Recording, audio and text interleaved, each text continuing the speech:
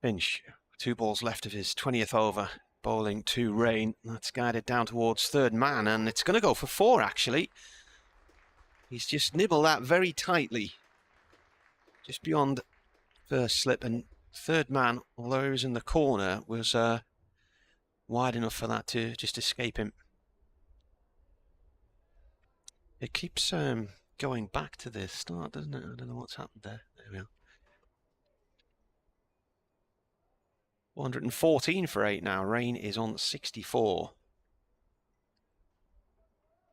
Ah, right, yeah, it's way behind, isn't it? Finch comes in.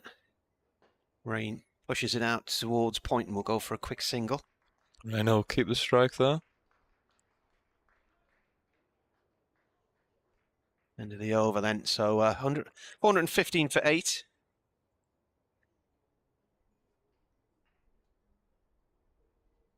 When is it now? Coming up to 12, so there'll be a news update in a few minutes for BBC Newcastle.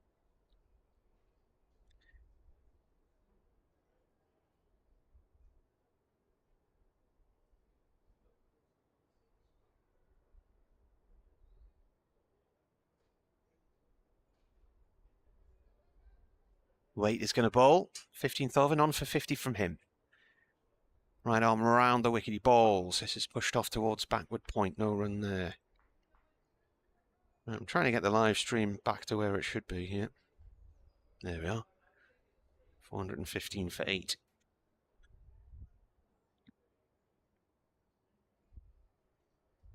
It's overcast again at the moment. Sun's gone in. Breeze today from the southeast rather than the northwest, which brought all the heavy cloud and the rain yesterday.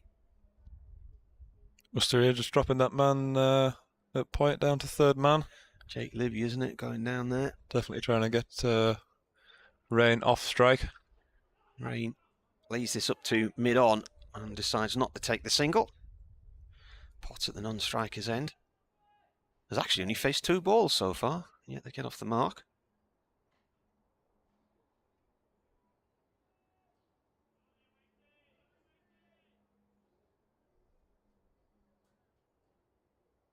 Here's the weather forecast. Waite comes in around the wicket and bowls, and that's wellied out towards deep mid-wicket there by Rain for 1. It's going to get milder, that's good, because it's been quite chilly these first 2 weeks of the season. Heavy rain in Northumberland at the moment, so at least we're avoiding that right now. So well, it says on the weather forecast we're likely to see showers and some heavier spells of rain as the afternoon wears on, wherever we may be in the northeast. So that was what was forecast earlier as well. Posse of Worcestershire coaches watching the action just down below us. As Waite comes in, right arm over. Played back to him. How old's he then compared to you? Waite, is he? Waite's 27, I think. A little bit older than you then. So, yeah, 3.5, 4 years older than me. Coming up on the 24th birthday in a few days for myself. Are you still not even 24? You've been around for years. You must have started very young in the team then, a young pup, were you? And you made your 18 when I made my debut. Been over here from Cumbria for the last. Came over when I was 13. Waiting. It's a little nice shot up to mid-on. Potts pushes the single. Yeah. Good running. So did you play your club cricket in Penrith then? A little bit, yeah. I mainly played for the academy after sort of 15, 16. So were 17. they called Cumberland then? Because they Cumbria. No, still Cumbria. Right. Still Cumbria. Played up the age groups there. And before the game, and John Windows liked the look of me and invited me over. Comes in and bowls, and that's whipped away nicely by Rain out towards deep extra cover for 1 run, fielded by Finch with his back to the seatless Riverside stand. That's the end of the over. 418 for 8. Taking a slightly different approach, Ben Rain, from round the wicket, giving himself a little bit more room than previously. So, because we were talking yesterday about how Worcestershire have a satellite academy in Shropshire, in Shrewsbury. So, did Durham have anything over in Cumbria? Or A little bit, yeah. There's trying to get people involved. I think Durham are very keen to try and pull people down from Scotland, Northumberland, Cumbria. Because if you think about where we are here, geographically, you've got a huge area to look at in Scotland and Cumbria, haven't you? You know. Yeah, you do. Well, Cumbria is the second biggest county by area, and then the least populated. Yeah. Finch starts a new over. He's going to shout for an LB there, but that's hit the inside edge of the bat as Rain looked to play that through the leg side. Just like I was saying there, Rain sort of batting more on the leg stump now. Cannoned into the front pad and missing leg stump comfortably. When Durham played at Sedbergh a few years ago, about 4 years ago, they played Lancashire at Sedbergh, and 2 police officers turned up in a gun car, and I was chatting to them. And they were based down in somewhere like Barrow, and they had thousands of square miles to cover for their patch. It was huge. So they decided to pop over because geographically it's quite an awkward county to transverse, isn't it, Cumbria? This is a bouncer which has gone down the leg side to the keeper. You've got the M6 running sort of straight through the middle of it, and then sort of working out towards the to Westmoreland. You've got the A66, which is mainly single file. Well, when we went over the lakes a couple of weeks ago, and you come off the M6 at Kendal, we were going down to Windermere, and the signpost, you think you're nearly there, the signpost is still another 40 minutes to Barrow. So Barrow's such a long way down, poking right out into the Irish Sea.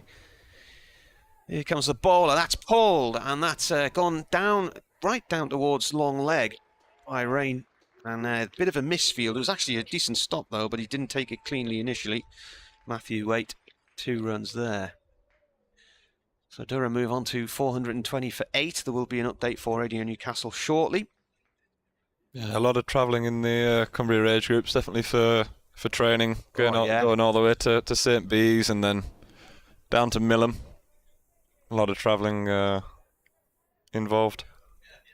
Quicker to come inland to the M6 and go north that way, isn't it? Definitely. Finch in, riven by Rain. And misfielded at mid-off. Could be 2. As a rally's dive to try and stop it, it's hit him on the back, I think. He's run away up towards the far end. He'll get 2 runs.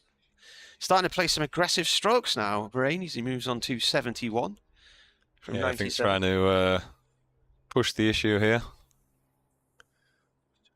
Don't think it'll be long until we see him trying to go over mid-off and mid-on rather than through them. Right, here's an update coming in a sec. Yeah, here we go. Finch in, pulls.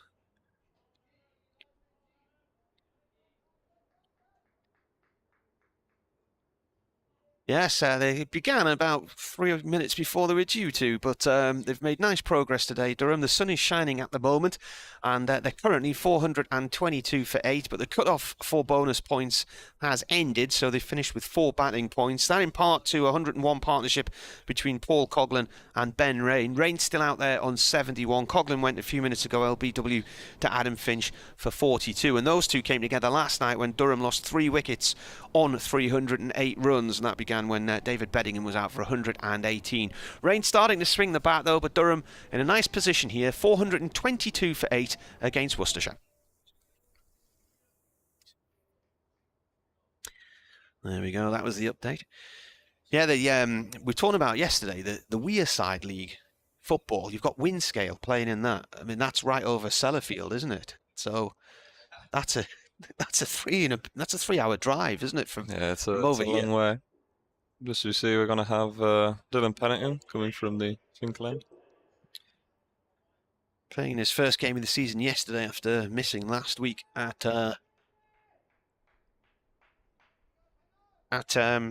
Derby with a bit of a hamstring niggle. Right, I'll move out, and Liam's going to continue with Dave Bradley.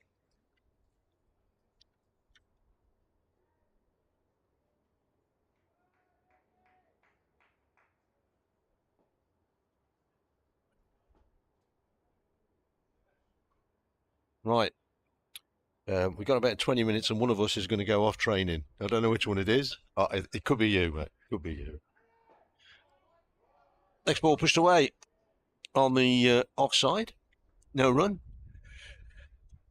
Good session this for Durham, Liam. Moving along very nicely here. I think they'll continue trying to press the issue and move this game forward. You just see Vic with his shorts on down in front of us. Oh, the groundsman. Yeah, he was sat in his deck chair this morning. He wouldn't have done that yesterday morning, would he?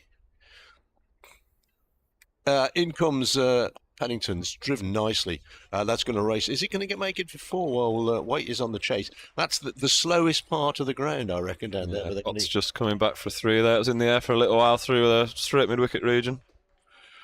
I reckon we almost had an all-run 4 yesterday down to that boundary. Because if you're saying where Donavira is now and you've got to turn and chase it, you could run 4 down there, I reckon. Well, you could. I couldn't. I couldn't. I can't run a bath these days. What you got to do? Training. What's your schedule today? Training. Got a little bit of gym work, and then we've got a full second team squad training at 1 o'clock out the back. Oh, the rain just hoist that, and it's out to deep square leg and taken. Yeah, good catch. And they've declared. Well, declared. Whoa, where are we? Well, 45 minutes before lunch. So, Ben Rain goes. I couldn't quite see who was the catcher out there. I think it was Ben Gibbon at deep square leg. A very nice catch. Should have been hanging in the air for a little while there. Not loads of clouds to work with. For the depth perception, always harder out the blue sky. Do you reckon? Absolutely. If you've got a clear blue sky day, yeah, the ball always gets there quicker than you think. As by the look of it, the heavy roll is about to get fired up. That's interesting. What about day-night cricket when it comes out the lights? Is that the hardest? It's not easy. No. I can tell you that when it comes out there, you sort of need to angle yourself so you can see it coming. But yeah, definitely coming out the light can be very difficult. Do you enjoy that? The day-night cricket? Yeah. Very good. Very enjoyable, especially when you get some good crowds in and everyone's enjoying themselves and you can try and put on a show for the people coming to watch. Where do you not like playing? Where do I not like playing? You can be... Yorkshire always gets quite rowdy on the Western Terrace. Yeah, it does. It's all in good spirits, I'd hope. Yeah. You don't play at Taunton, do you, very often in T20? No, we haven't. I've never played a game at Taunton in a T20. I played a couple of... I played a England under-19 one-day game there. And then I played last year. We had a one-day game there as well when Ben Green scored a well-made 140 odd. That's the match-winning catch. See, you glossed over that. It can get pretty raucous down there when the locals have had a few ciders as well. Yeah, it can. Yeah, I don't think everyone thought I'd caught it, but I can promise you went straight in. Oh, right, okay. It was a bit controversial, was it? Nah, I just think such a good innings from Ben Green that people were very keen to see Somerset win. I think that's very similar when you start getting further down. I think people are more keen on seeing their own team win rather than good cricket. Yeah. Especially if I've been watching some games at Essex when it's on the TV, and that seems very, very hostile. Yeah. Edgbaston for Worcestershire against Warwickshire. It's not a pleasant experience, I don't find, because it's not. I mean, people who come and watch the cricket here won't be there for a game like that. They'll come and watch T20 cricket here, I'm sure, but yeah, the Hollies stand. It's great for Test cricket and the atmosphere. T20 finals day is brilliant, but you get a local derby like that, it can be a bit. I think you always can get two ends of the stick with Edgbaston. You're either miles away from the Hollies or right on top of them with their white ball cricket playing off to the edges, serving the middle strips for the international games. Yeah, there's a great clip. I've not seen it lately. I don't know if it was taken on. And Tim Payne, you could hear him on the mic, was saying he wants somebody to go and field deep extra cover on the boundary, and nobody was going to go. Warner's going, I'm not going. Oh, I'm not going. Go and field it there. Yeah, always against the old enemy. I think people do get a bit more rowdy. Got some bowling figures for you for that Durham innings. 425 for 9 declared. Joe Leach, 24 overs, 4 maidens, 1 for 82. Dylan Pennington, 20 overs and 3 balls, 4 maidens, 1 for 84. Ben Gibbon, 26 overs, 5 maidens, 4 for 92. Adam Finch, 21 overs, 3 maidens, 3 for 84. Matthew Waite, 15 overs, no maidens, none for 53. And Brett D'Oliveira bowled 6 overs, no wicket for 15. Is it a bit frustrating for you at this time of year? Because the pitches are, and we've had a very damp spring, haven't we? So, because do you get much grip? I suppose is the thing I'm trying to. I think you get a lot more out the footballs. I think playing here, it's never really been massively spin friendly, which is where sort of making sure my contributions elsewhere are where they need to be. Yeah, I was watching I saw the clip. Parkinson bowling for Lancashire last week turned one about 2 foot out of the footholes. It really. Yeah, it gives it a real good rip. Does Matt Parkinson? I've seen his 5 last week, and then I don't know what's changed there. He's out the team this week. Different pitch, I suppose, but who knows? I don't know. Yeah, playing at Chelmsford, and there was quite a few wickets yesterday, and I might have to have a look at the scores in a little while. I think there'll be a few more this morning with the Lancs attack.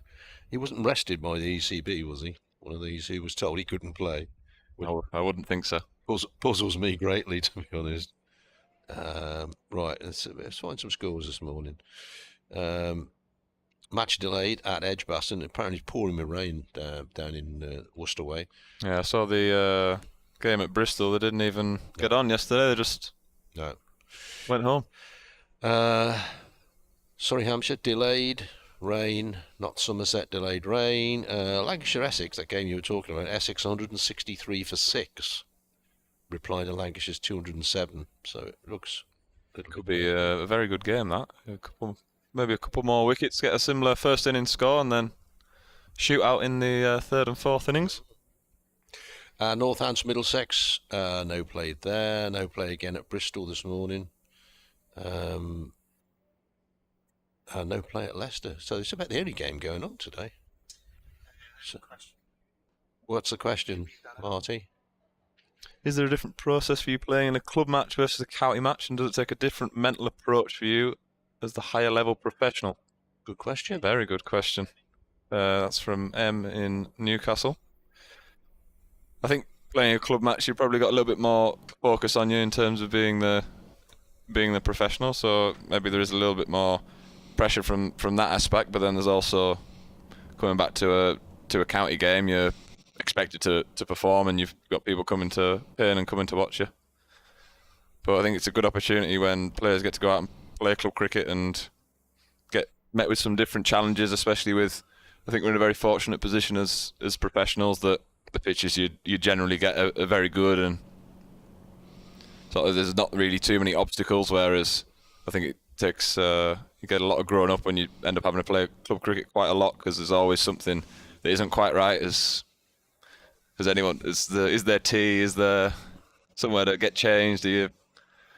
Is the pitch wet? Is the issues? So it's a good opportunity to try and play and dominate a game, which is the same approach I think I'd take for any cricket match you play. The opposition, knowing who you are, do they sort of, when you go out to bat, do they put a little bit more in it, do you reckon, your local... I don't know whether it's a little bit more on the ball. There's maybe a little bit more comes out of people's mouths. Oh, is there? Now and again. What sort of stick do you get then? Depends what depends what sort of attire you end up wearing. I think making sure you tape your helmet up takes a little bit of stick off you. All right. There's another question. What's this? But with rain falling at Brent Bridge and everywhere else, it's great to be able to listen to you guys at Durham. By the way, there isn't a hotel at Canterbury, just flats. Oh, there you go. There you go. I must have got into somebody's flat last time I was staying there then. Yeah, I think there's a couple of... Yeah. couple of the players live on the ground at Canterbury. Yeah, we're discussing hotels on cricket grounds. That's where that came up. And I knew they built something at Canterbury, but They're planning on building something here, hopefully in the over next there. couple of years. Straight ahead. Yeah. Been able to see a couple of the images of what they want it to look like. They're trying to continue the stand out to as we looked out to our right, round onto where the blue stand is for the internationals, without any seats in at the moment, and straight ahead as we look is going to be I think they're hoping for a Hilton Garden Inn, similar to like it is at Lancashire. Yeah. That's going to be That'll fill all that in. Yeah, as well, an amazing stadium. That knocked down one of the buildings there, and they're continuing round with the hotel. Yeah. As you see the umpires come back out to the middle. I would think if you are at the back of that stand at Old Trafford, you'd need oxygen, wouldn't you, to get something? I mean, you wouldn't want to get up there and suddenly decide you needed to go to the toilet to go all the way back down again. Yeah. Let's talk about travelling a bit, because you're up here in Durham, and it's a long way to any away game, really, isn't it? I mean, It is. The closest away game we'll have would be Yorkshire, which is an hour and a half. Yeah. And then you're sort of getting down into the Midlands, and so you've got yourselves at Worcester and Derby, Leicester. All of these are 3.5, 4 hour journeys. What'd you do on the coach? Headphones on? It depends what time of day it is. I think the last game we travelled to Sussex, we were setting off at about 6:30 in the morning. So have a couple of hours to yourself and try to be nice. As the screen says that Ben Rain is bowling with his left arm. Oh, there you go.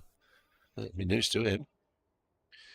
370 first class wickets for Ben though. Very impressive. Been a good player, isn't he? Good pro. So if you're on the coach and you're in your own little zone, what you got? What you got on? What you're listening to? Podcasts now and again. All right. A couple of different things like that. Trying to download a few things on the iPad for the journey, and then sort of when you get into it, playing a little bit of cards and trying to take your other teammates' money. Here's Rain in first ball to Ed Pollock, goes past the off stump, raises the bat, lets it go through. A little bit of swing on about 7th stump there from Ben as the slip cordon is packed. Yeah, bit of bounce on it as well. Yeah, 1, 2, 3, 4.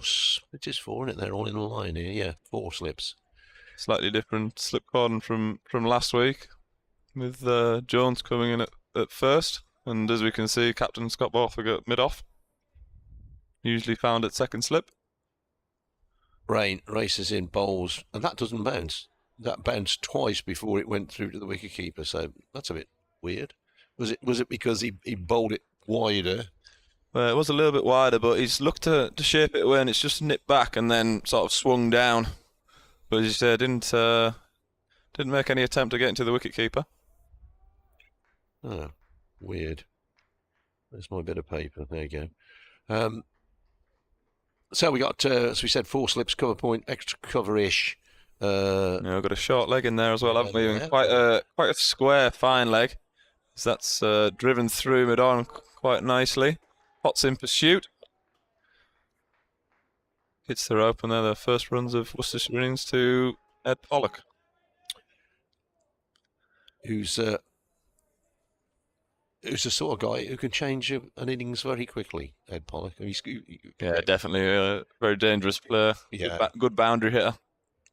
Yeah. Sort of made his way more in the white ball cricket, and then it was last year or the year before moved across from. Last year was his first season. It was his first season. Moved across from Warwickshire. You grew up in the Worcestershire Academy, Ed Pollock? Am I right saying that? Yeah. Next ball, Pollock lets it go through. Caught a wide here. He's just changed his angle there. Bernie's come over the wicket, looks to really swing it away. Robinson's moved smartly to his left. Yeah, I think he was a spin bowler originally, and didn't really make it through the academy as a spinner, and went off and became a batsman. But he nearly took me out at Merchant Taylor's last year. We were in a marquee at Square Leg, and he hit a 6, and I just completely lost the line of it. And it whizzed about 3 inches from my left ear. Frightened me to death.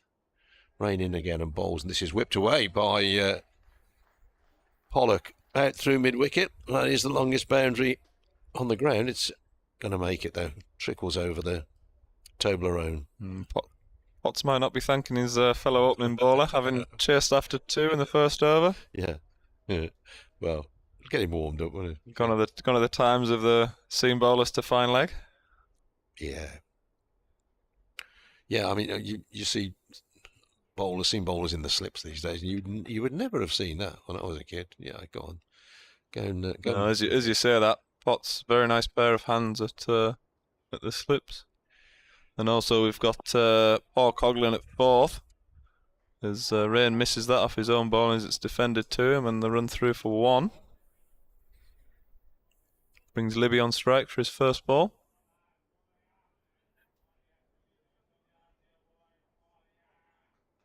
So our friend chuntering away.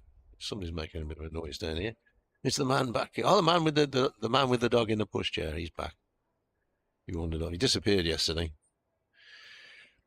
It appears to be quite warm out there, but I don't think it is. I think you're around the 10 or 11 degrees. It probably looks a little bit warmer than it is. Yeah. Quite crisp in the air, and especially when the sun goes in. Yeah, just pushed away on the onside, no run there, end of the first over. Worcestershire 8 with that. Last replying to Durham's 125 for 9 declared. Commentary coming to you from Chester Street. I'm Dave Bradley. Martin Emerson is my co-commentator, and Liam Travascus has joined us for a few minutes this morning. Well, more than a few minutes, for a good time this morning. I was saying yesterday to Marcus North, it was funny, wasn't it? Because people discovered Matthew Potts yesterday, didn't they, when they got into the testing? Oh, yeah, he's a bit quick, this lad, you know. And the media were going, oh, where's he come from? And because he'd only played county cricket up till then, nobody really knew who he was. No, he had a real breakout year last year. I think something that Matthew brings to the table is the ability to bowl the same speed all day, really, and do enough with the ball, and holds that fuller length. As you see, a slightly different field for Potts to Pollock, with 3 slips, a gully, point, mid-off, mid-on, and a deep square leg with a fine leg. Pollock drives down the ground. That could race away for 4 more. It's just slowing up, but it is going to make the boundary. So third boundary there for Ed Pollock, and he goes to 13. And that is, 14. 13. You see there another one missed by the bowler. I think it's flicked Matthew on the finger, and I think that one's hurt. It is, isn't it? He's rubbing it gingerly, as they say. Yeah, I don't think we'll be repeating what he's been saying there. Yeah, to be honest, I think if I was bowling to Ed Pollock, I'd have a deep square leg out, even from the start. I think we definitely we have seen him caught there a few times, which is what the plan might be with the swing. He does pick it up off his knee roll, straight behind square. Next ball pushed out into the offside to cover point. No run there. Jonathan Bushnell, the fielder.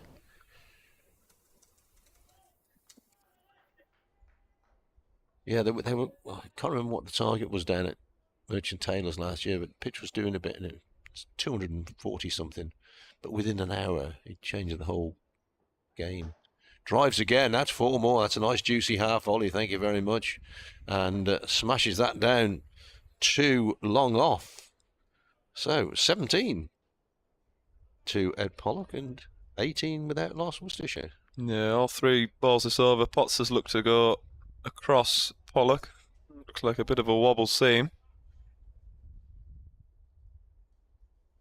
We might see a slight change of tactic, or he might try and bring it back in to question the front pad.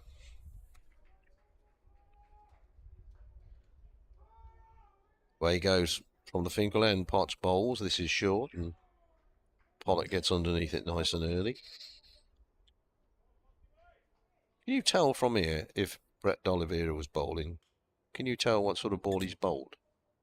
Because I think we're maybe a little bit far away.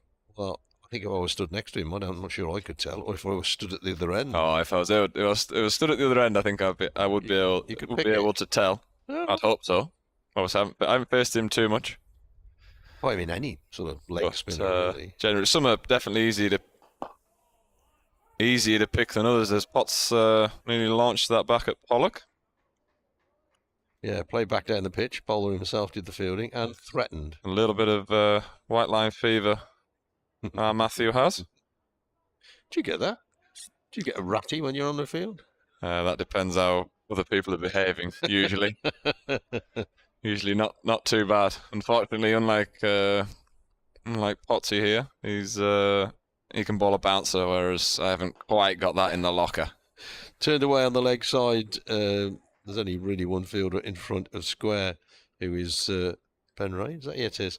So they pick up a single end of the over, and Pollock keeps the strike. So Jacob has faced one of the 12 balls bowled so far. 19 without loss, Worcestershire replying to Durham's 425 for 9 declared. So I think this is quite the start that Durham will have been wanting. Hopefully we can, pardon the pun, rein it back in here and take an edge. They've abandoned Gloucester again today. Looks like Yorkshire might be having an afternoon exploring Bristol. Yeah. As 2 days have been washed out down there. Jeepers. This is the only game in Lancashire, right? Change in the field here. Fourth slip, or one of the slips has gone out to extra cover for Ed Pollock. We've also lost the short leg as well, which has gone to more of an orthodox square leg. So here's the next ball, which is wide of the off stump. And Ed Pollock has naught to do with it. I know I've had reports from home that it's been chucking it down this morning, and where I live is not a million miles away from Bristol, so I can quite understand. It's not good for the old bean counters, is it? The county accountant won't be very happy losing 2 days cricket. Rain. Lovely end to the left-handed Pollock, and Pollock is forward and reaching for this one, pushes it away on the offside. Rain just pitching that slightly outside the leg stump, looking to go across Pollock and open up for the edge. I think something that Bristol definitely has. We were there a couple of years ago. It's quite a sandy-based outfield, so I think any sort of torrential downpours are an issue for them down there. But it's just been wet at the start of the year, unfortunately. Yeah, I think we were quite lucky to rain in. That's flicked away off leg stump. Beautifully played by Pollock, away just in front of the square, really. Yeah, similar line to the last ball, just fuller, and Pollock lays into it through the leg side. I've got to go and do something else, Mr. Emerson. If you could jump smoothly into my seat.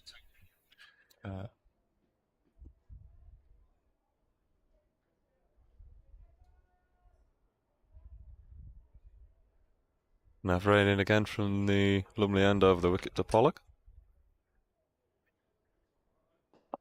It's defended straight back to Rain. Threatens to throw again.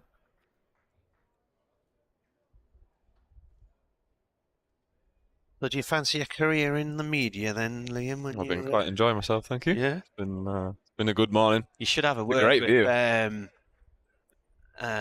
Will Smith, because he did I don't know if it's still on, but there used to be a course in Stoke or somewhere like that, Staffordshire somewhere. It's rain bowls, driven, nice shot. Oh, nearly stopped as well out in the covers, but not quite, and it's gone away to the Health Club boundary. Just out the reach of Coughlin there at cover. Pollock hitting that one out the middle. So he's on 26, and Libby's yet to get off the mark. Libby's only faced one ball as well. Well, we had a similar... very similar down at Nottingham yesterday. We had Duckett was on about 30 and Hamid hadn't got off the mark off 30 balls yet. So we might see that again today.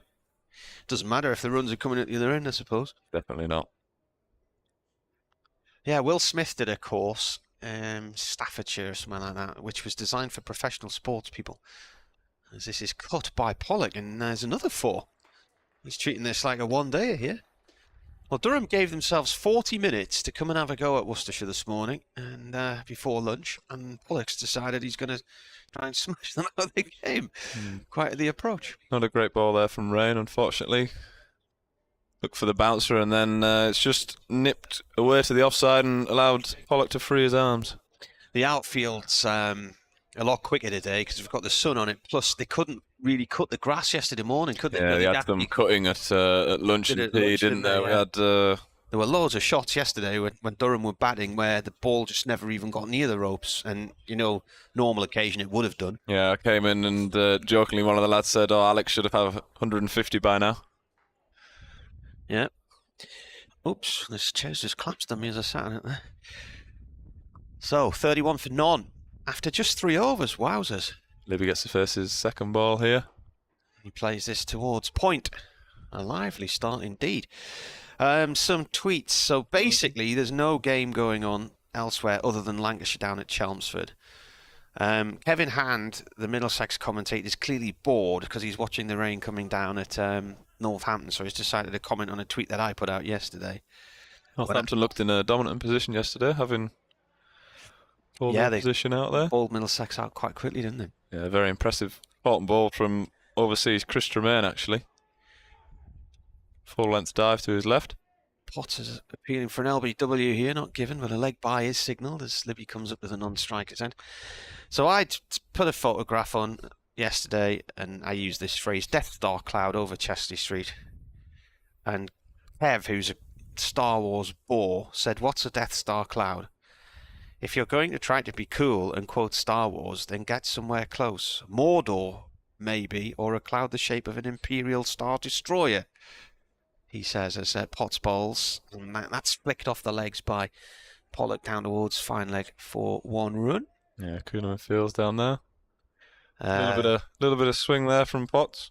And he finishes yours disappointingly of Northampton, so he's clearly bored. There's not much to do in Northampton when it rains, as I found out 4 years ago. Got there on a beautiful afternoon, went to the ground the day before the game was due to start to do an interview with John Lewis, and then the next morning it rained, and then it never stopped. Yeah, you should have jumped on a train to London. Would have been a good option for you. Yeah. Potts comes in and bowls. Oh, that's a bit of a sharp delivery. He's appealing for LBW, but then gives up on the appeal. Maybe on strike there. What I did do was, it was clear that I don't even think I left the hotel on the Friday. John rang me on the Friday morning when I was still having breakfast to say there's no point in coming up here. The ground was underwater. So that afternoon, my mate, Gary Porter, who used to be the Watford skipper, he lives in Northampton, he came and picked me up when we drove down to Fulham on the Friday night, and we watched Fulham against Sunderland. 33 for none. Comes You'll have been Potts. stay. Good. Oh, what a piece of fielding from Matty Potts. He's dived down, stopped the ball, a return ball from Libby, and while he's on the floor, he's thrown it at the stumps at the striker's end and knocked the stumps over, but Libby just managed to get back in his crease. Cracking reflexes there. You'll have been staying in the Hilton in Northampton by any chance? No, I was in the town centre. In the town centre. Yeah. We always get the same hotels on every away trip. Yeah. You don't know if you're in Northampton or if you're in Leicester because they're identical. Yeah. Which is the one you're staying in, Leicester? Then? Oh, out the Hilton, the Hilton out on the ring road. Yeah. Well, the last time in Northampton, I decided I didn't want to stay in the town centre, so I stayed out in the. What was it? I thought you lot were in the Hilton, so I stayed at the one along the road. When I turned up, you were all at the one I was in. Can't remember what it was called now. It was next to a golf course rather than on a golf course. Crown Plaza or something, was it? Might have been. We had stayed at a lovely place in Worcester now on a golf course, and I'm trying to remember what it's called. It's out the way a little bit. Oh. Yeah, that's the Dave tells me. It's the Bank House. Start of a new over there, flicked away by Pollock down towards backward square leg for 1. Another change of angle from Rain to the left-hander there, coming back around the wicket where he started his first over. How many of the lads play golf? Nearly everybody, or not? Quite a few of the lads play golf, some better than others. I will happily say I'm not very good. Enjoy the company though. No lessons. natural. I'll tell you what, It's just my cricket swing. Hopefully we hit the middle of the club face. I was sick of... Is he? Yeah, Ben's off about 3, I think. 3 or 4. That's driven through the covers by Libby off Reid. Going to get 2 runs here. I played and I used to hack my way around the course, and then eventually I got fed up with it and I thought there's got to be a way to be better than this. So I went and had about 4 or 5 lessons with the pro at South Shields, ironed out loads of kinks, and straight away you saw your scores start to come down week by week. And then you're getting, I was going around getting rounds in the 70s and low 80s. And it all just clicks and it makes sense. And simple things like making sure your setup's precise every time you address the ball and taking some of the risky elements out of it. That's a leave. Wasn't too far off the off stump, that. Just pitched on about this stump and then nipped to about 4th. It was a very nice delivery. Got a pretty confident lead there from Libby. Derek Allen looking forward to some cricket at the weekend. The North East Warriors. Who they're playing? I can't even see that. That's so small. Sunday the 16th of April, somewhere. That's tiny, that is.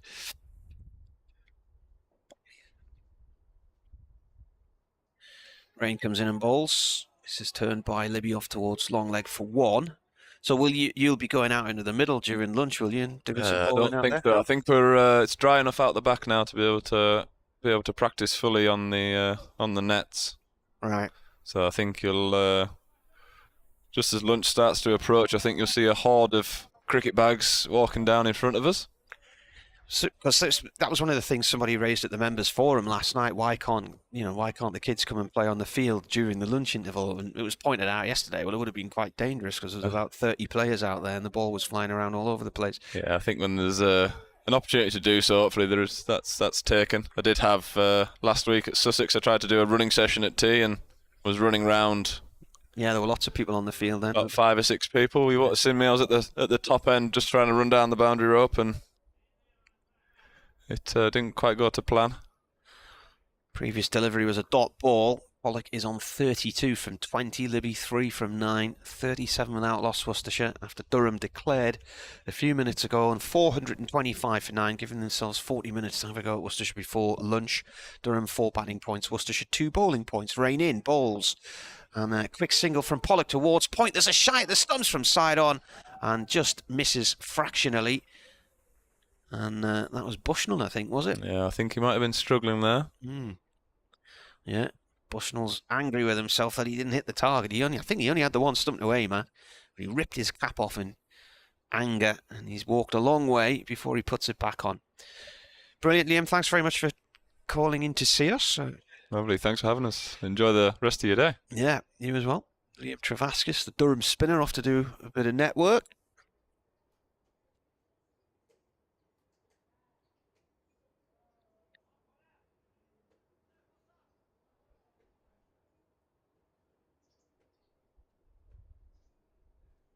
Matty Potts from the Lumley end, the Fingal end, sorry, our end, coming in the ball. That's gone down the leg side, a long way down the leg side. Keeper full stretch couldn't get to it, and it's gone for 4 byes. Pollock on strike. It's been an aggressive start from Pollock, hasn't it, Dave? Well, it's the way he plays. Although, I mean, he did grind out some runs towards the end of last season. It was almost as if he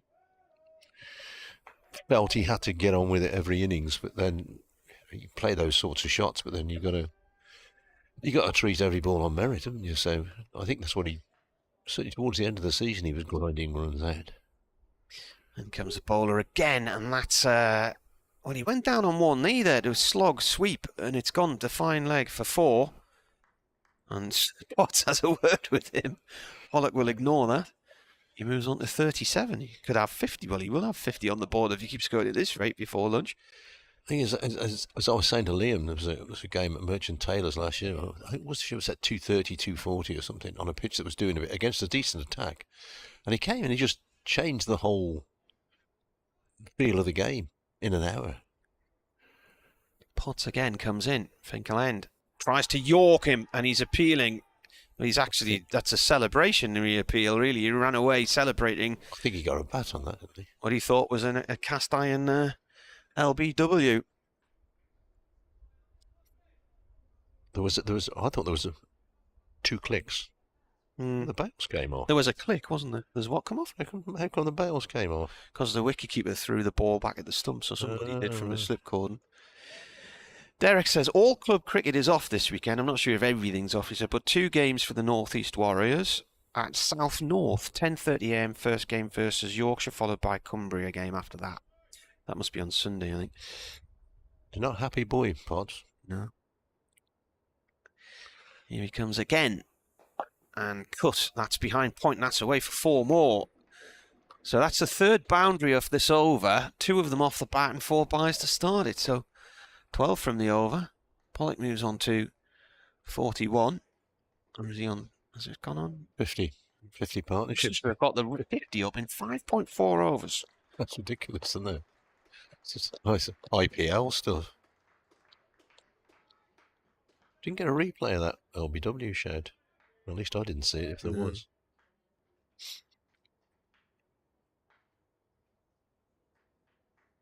Cloud building up away in the distance. But at the moment, we're at 50-50, 60-40 blue and grey at the minute.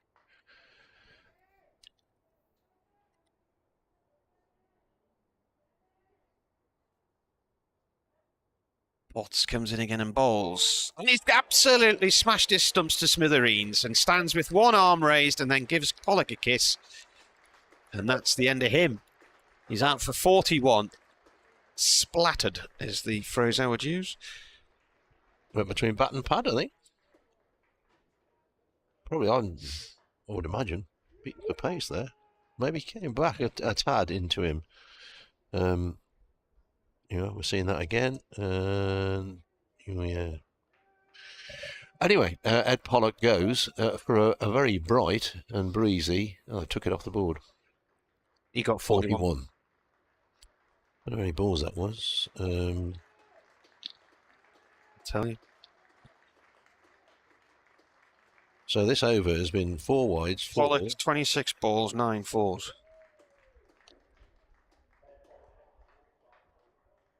So this over has gone 4 wides, or no, 4 byes, 4. Huge appeal for LBW, 4 wicket. Well, it's not dull, is it? No. Azhar Ali on his way towards the middle.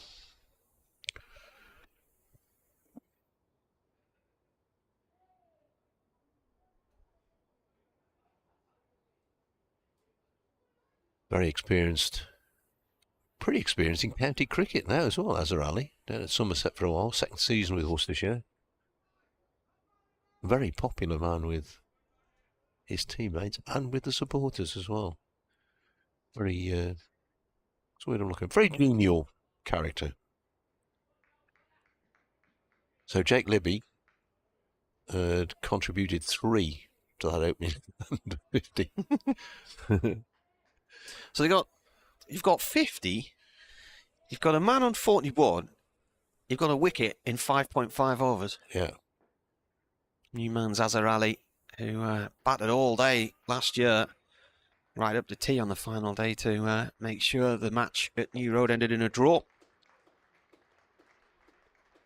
I think he's had more clubs in cricket than I've had hot dinners. He's had a few. He's been all over the place. There's only 2 in this country, though, isn't he? Only Somerset and Worcestershire. Yeah. Mind you, some of them, they change the names, don't they? So that's where it gets confusing. Yeah, the railways become something else. Ben Rain to continue. When you click on a player's profile on Cricket Info, it doesn't bring up everybody they've played for, it just brings up some. Whereas you can go into Cricket Archive, for instance, and it'll show you everyone they've played for. It's all there. 4 slips, crouch, and they'll be forward, pushing away on the offside. He's going to get runs here, or a run. There was a diving effort by Scott Borthwick out there, who kind of turned it round the post in footballing parlance, and they were able to take a single. I think Ben Rain's probably pretty pleased to see the back of Ed Pollock, because his first 3 overs went for 27 runs. So he would not be disappointed to see him going back towards the pavilion. Azhar Ali goes and does a... Here's his list.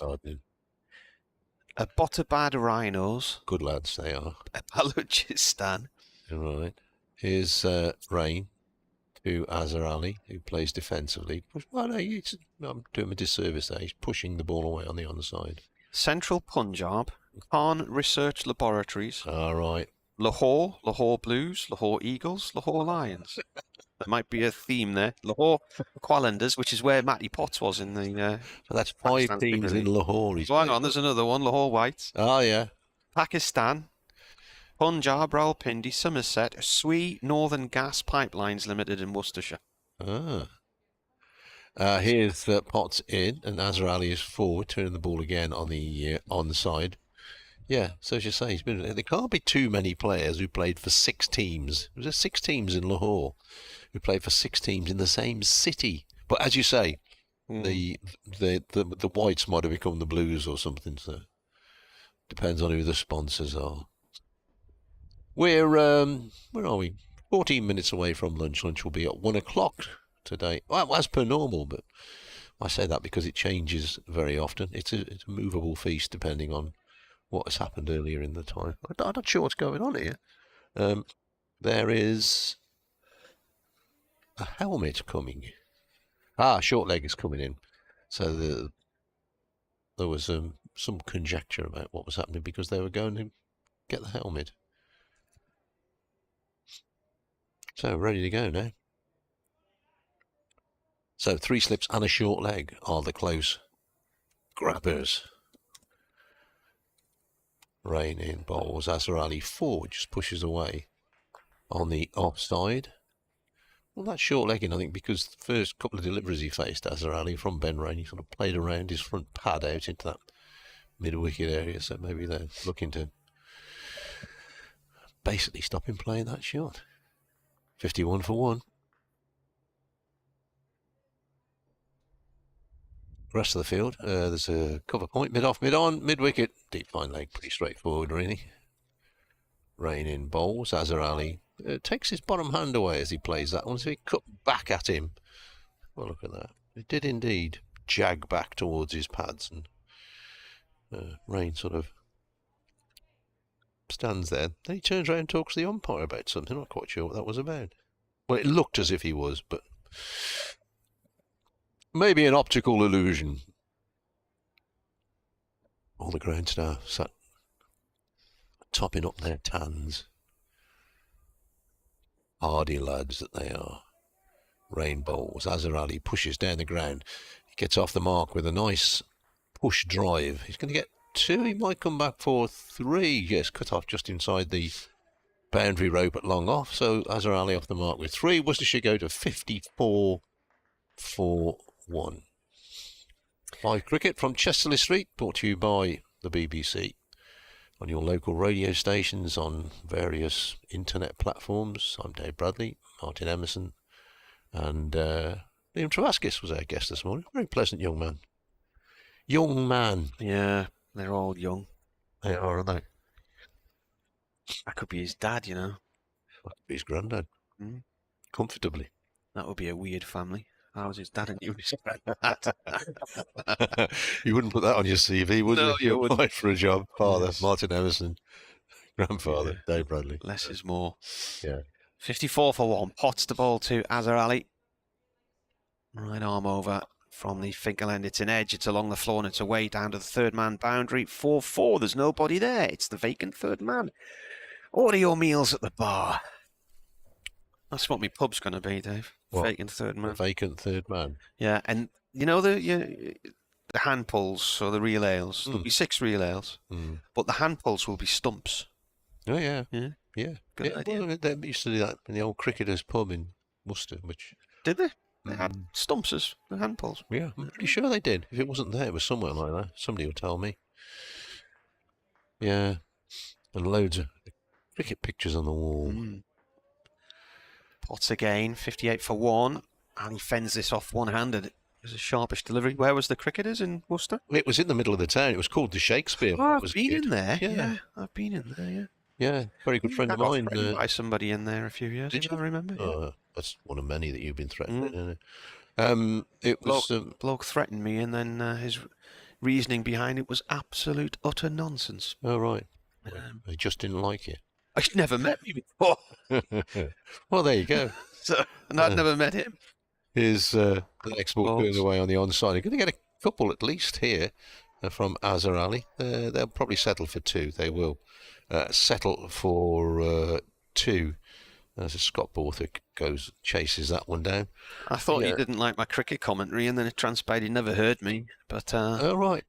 He just didn't like the organisation I work for, I think. That's what it boiled down to. A mate of mine said one day, Bradders, why do people take an instant dislike to me? I said, well, it saves time, actually, John. Potts away he goes. Azhar Ali's got 9 to his name now, and he will stay on 9. Good ball that from Potts, or is the batsman up and pushes away on the offside. Worcestershire 60 4-1. Yeah, it was called the Shakespeare originally because it was next to the old Theatre Royal, but the Theatre Royal disappeared. Is that where you used to get barred? And the Shakespeare, yeah, very good that. And then it became the Cricketers, and I don't know what it is now. I think it was still the Cricketers when I was there last year. I honestly don't know. Here's Potts in, and this is flicked away by Azhar Ali. Nice shot. My big couple here, yeah, they're going to turn back for 2. Graham Clark way down on the fine leg boundary has to come round to field it. You go to 64. The oldie worldy street where there's a few bars, is it called New Road? There's New Street. New Street, yeah. Prior Street. Yeah, New Street. So twice in the last 4 years, me and a Durham member, Mike, have ended up sitting in the same pub watching Sunderland in a playoff semi-final in Worcester in that pub, in that street, yeah. 62 for 1. And they won both of them, actually. Here's Potts in, and Azhar Ali, he's hurried by this, but he gets in solidly behind it, pushes the ball out on the offside. End of the over. Weather watch, it's pretty decent at the moment. We can't really tell what's coming because it's coming from behind us today, so from a somewhat different direction. Oh, it's a coming. If you've not been with us this morning, 425 for 9 declared, Durham. Cogler made 42, Rain made 71. Ed Pollock got Worcestershire away to a blistering start, 41 he made. Off 26 balls with 9 fours before he was bowled by Potts for 41, which brings us to the place that we are at now. Which is where? Here. Rain in, defended by Libby. Just trying to find Chesley Street on my map here. Right, let's see what the radar's got in for us this afternoon. Splodges coming in. Oh, a big splodge. A big splodge of green and blue around about 5 o'clock. The Met Office, coming in off the sea. Who I misreported. Yeah. Well, I didn't misreport. No, I reported very successfully yesterday, but they were not accurate. In comes Rain again, and that's towed off the bat. Some of the bat one-handed by Libby down towards 30-year-old Alex Lees on his birthday in the slips. The Met Office are saying it's going to rain at 2 o'clock. So that'll be about 5 then, won't it? Well, or tomorrow. Craig Porritt emailed. Hi, Craig.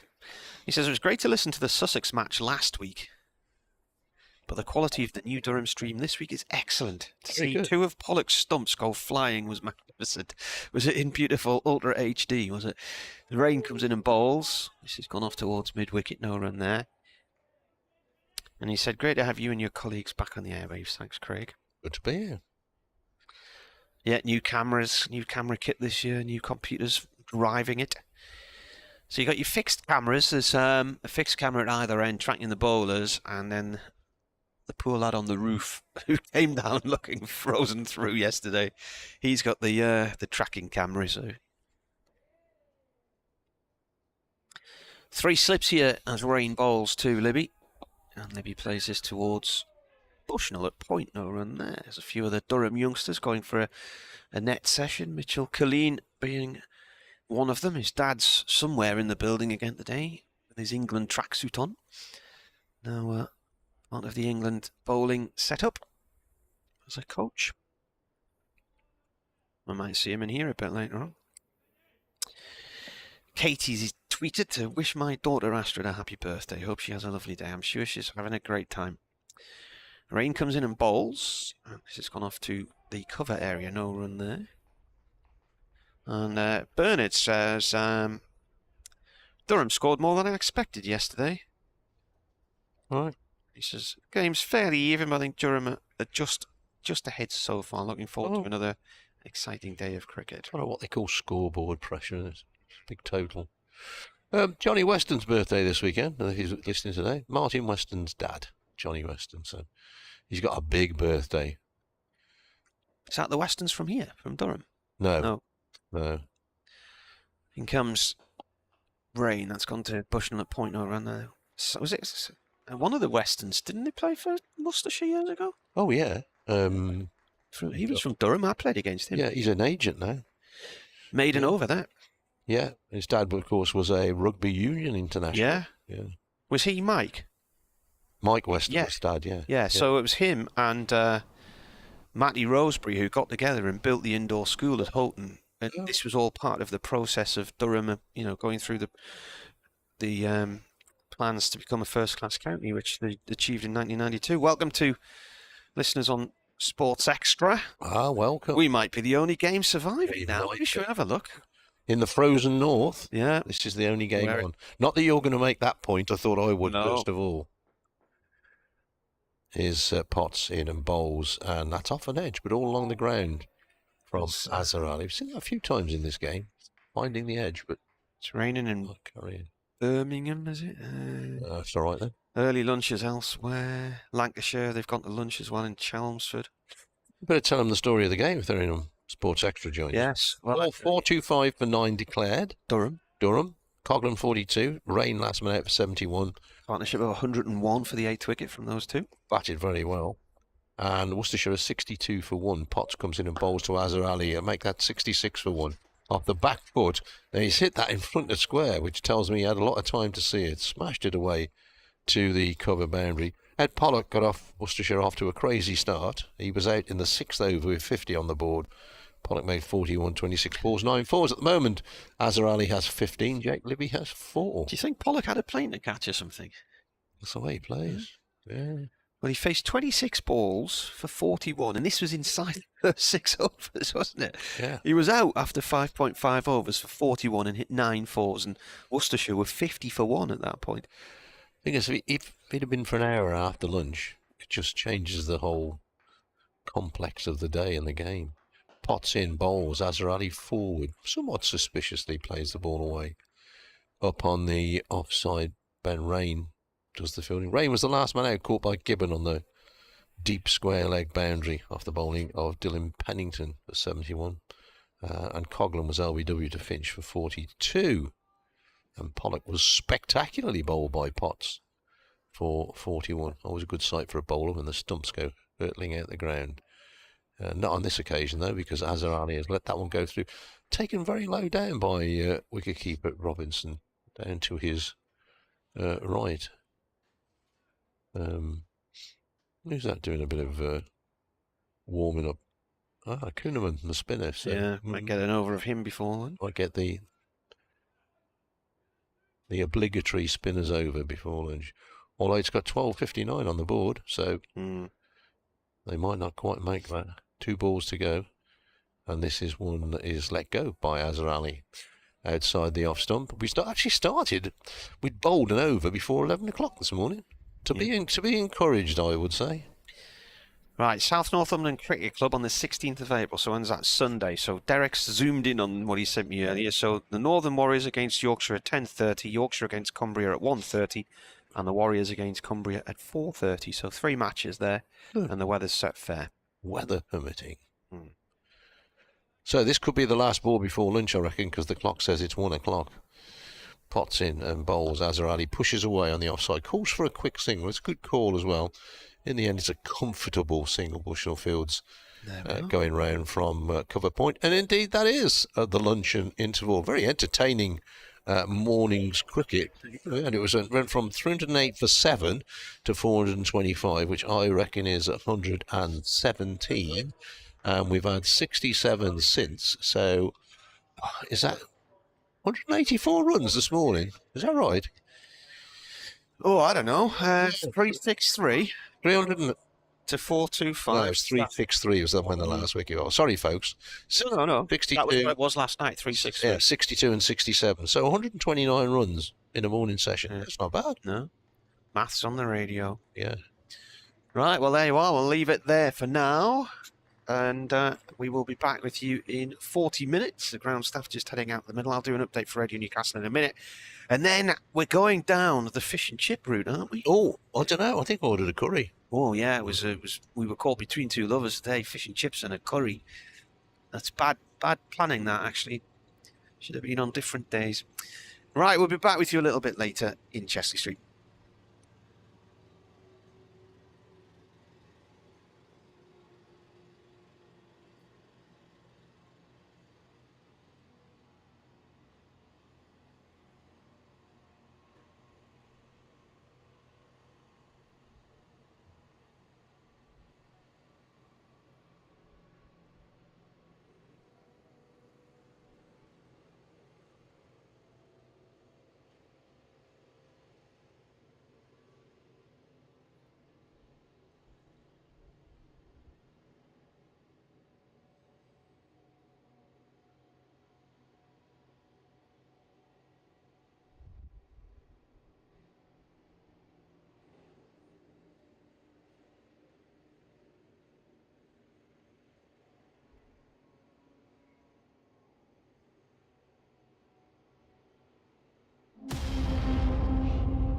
With the dawn of a new era on the horizon, it's time to awaken the sleeping lion. Time to rise and go to war. Hear our cries now, hear us roar. A team with great prospectors now come forth, who fight for our pride and who fight for the North. Together we march, success in our sights, achieving our goals and reaching new heights. Heroes of old and heroes of new, the brave and the bold, they bind us like glue. Stars will be born out on the wicket. Now begins a new chapter at Durham Cricket. Oh, that's 6. That's a biggie. Lovely use of the feet. Excellent from Travaskis. And he's gone.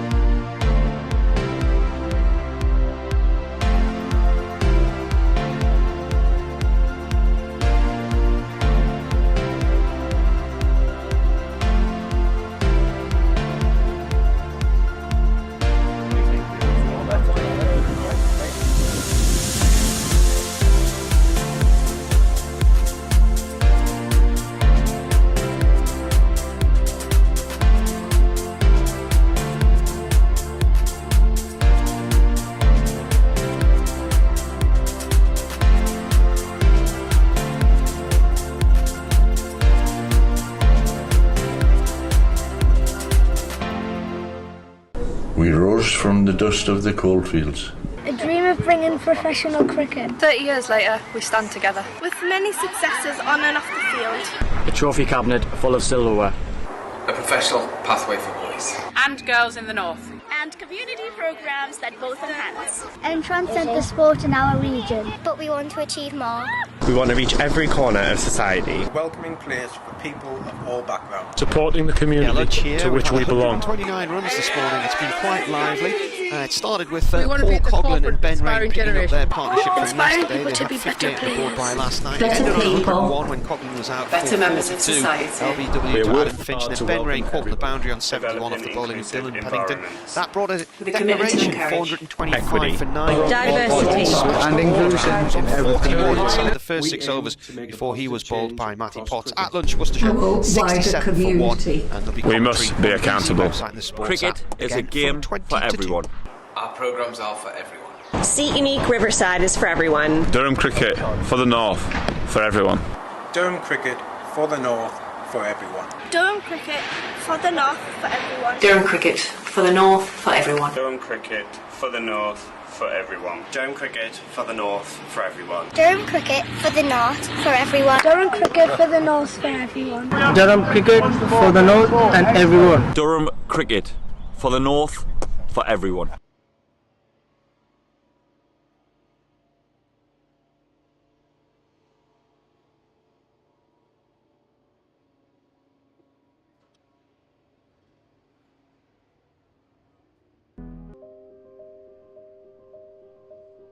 We've always been good at designing niche products for consumers.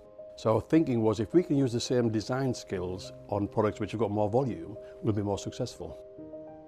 The big issue was the plan to do it. We set a figure of a capacity to make 250,000 pieces a year. That's an ambitious target, that's our figure. So we then worked with the machinery designers to make the washing machines. Number one in this product, it's got to be reliable. A washing machine has a lot of hard work to do, and it's a very important part of most households. So reliability was a big issue.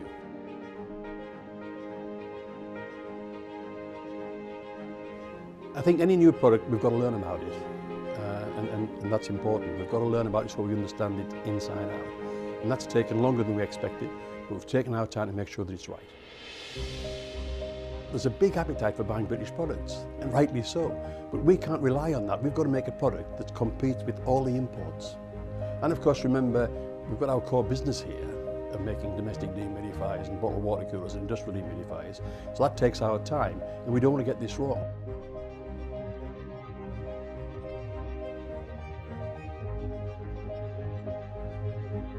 We've done 120,000 hours of testing washing machines here to make sure that it's absolutely reliable and does the job.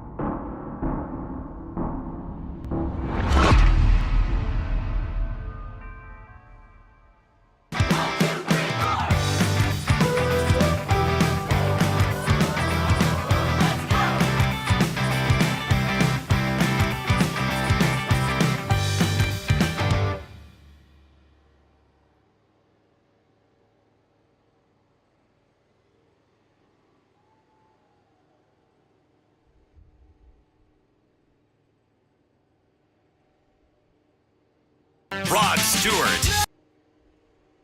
In concert.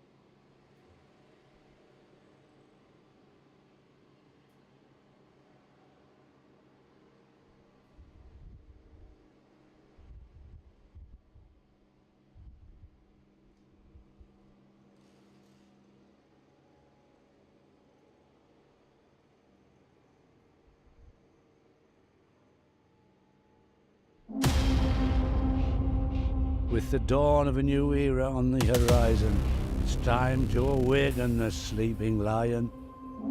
Time to rise and go to war. Hear our cries now, hear us roar. A team with great prospect has now come forth, who fight for our pride and who fight for the North. Together we march, success in our sights, achieving our goals and reaching new heights. Heroes of old and heroes of new, the brave and the bold, they bind us like glue.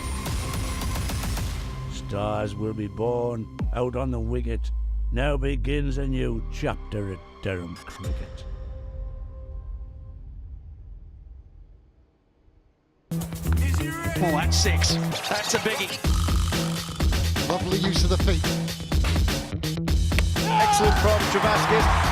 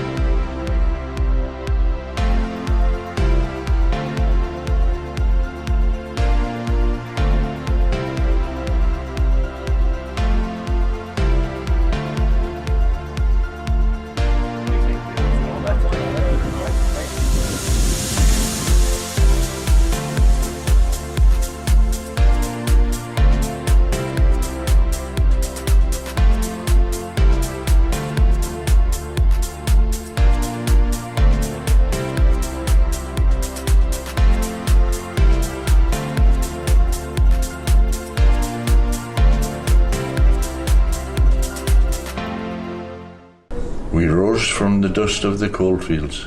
A dream of bringing professional cricket. 30 years later, we stand together. With many successes on and off the field. A trophy cabinet full of silverware. A professional pathway for boys. And girls in the north.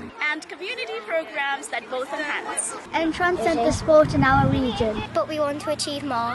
We want to reach every corner of society. A welcoming place for people of all backgrounds. Supporting the community to which we belong. We want to be at the forefront of inspiring generation. Inspiring people to be better players. Better people. Better members of society. We are working hard to welcome everybody. Developing inclusive environments.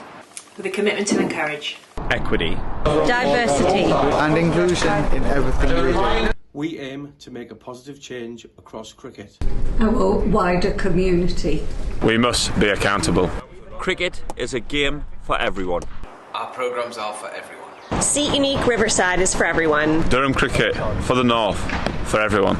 Durham Cricket for the North, for everyone. Durham Cricket for the North for everyone. Durham Cricket for the North, for everyone. Durham Cricket for the North, for everyone. Durham Cricket for the North, for everyone. Durham Cricket for the North for everyone. Durham Cricket for the North for everyone. Durham Cricket for the North and everyone. Durham Cricket for the North, for everyone.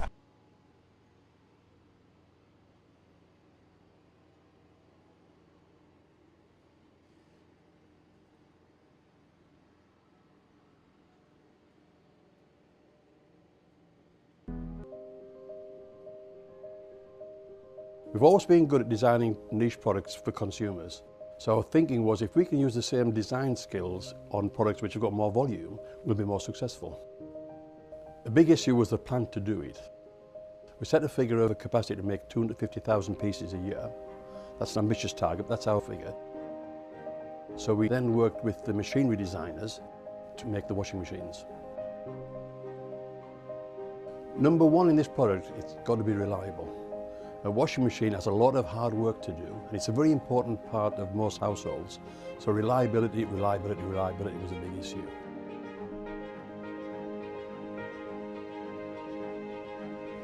I think any new product, we've got to learn about it, and that's important. We've got to learn about it so we understand it inside out. And that's taken longer than we expected, but we've taken our time to make sure that it's right. There's a big appetite for buying British products, and rightly so. But we can't rely on that. We've got to make a product that competes with all the imports. And of course, remember, we've got our core business here of making domestic dehumidifiers and bottled water coolers and industrial dehumidifiers. So that takes our time, and we don't want to get this wrong.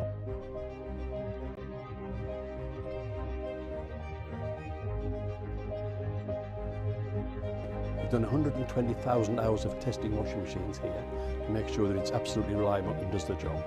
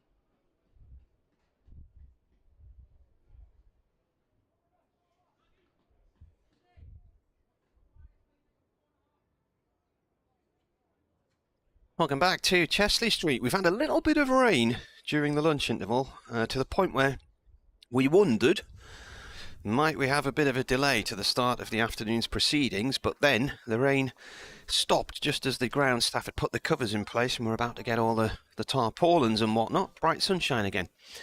So I think that was the first of the inclement patches of weather heading our way. Worcestershire resuming on 67 for 1 here. Azhar Ali on strike on 16 facing Ben Rain. He looks to pull Rain through the leg side and it's come off his back. Mistimed a pull shot there.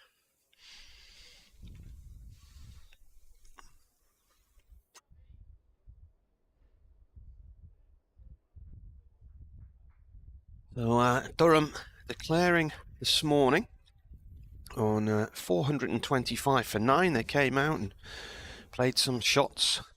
Partnership of 101 for the 8th wicket from Rain and Coghlan. Coghlan out for 42 LBW to Adam Finch as Rain bowls to Ali. This is defended. It runs up to Lees. It's not Lees actually, it's Potts at mid-on.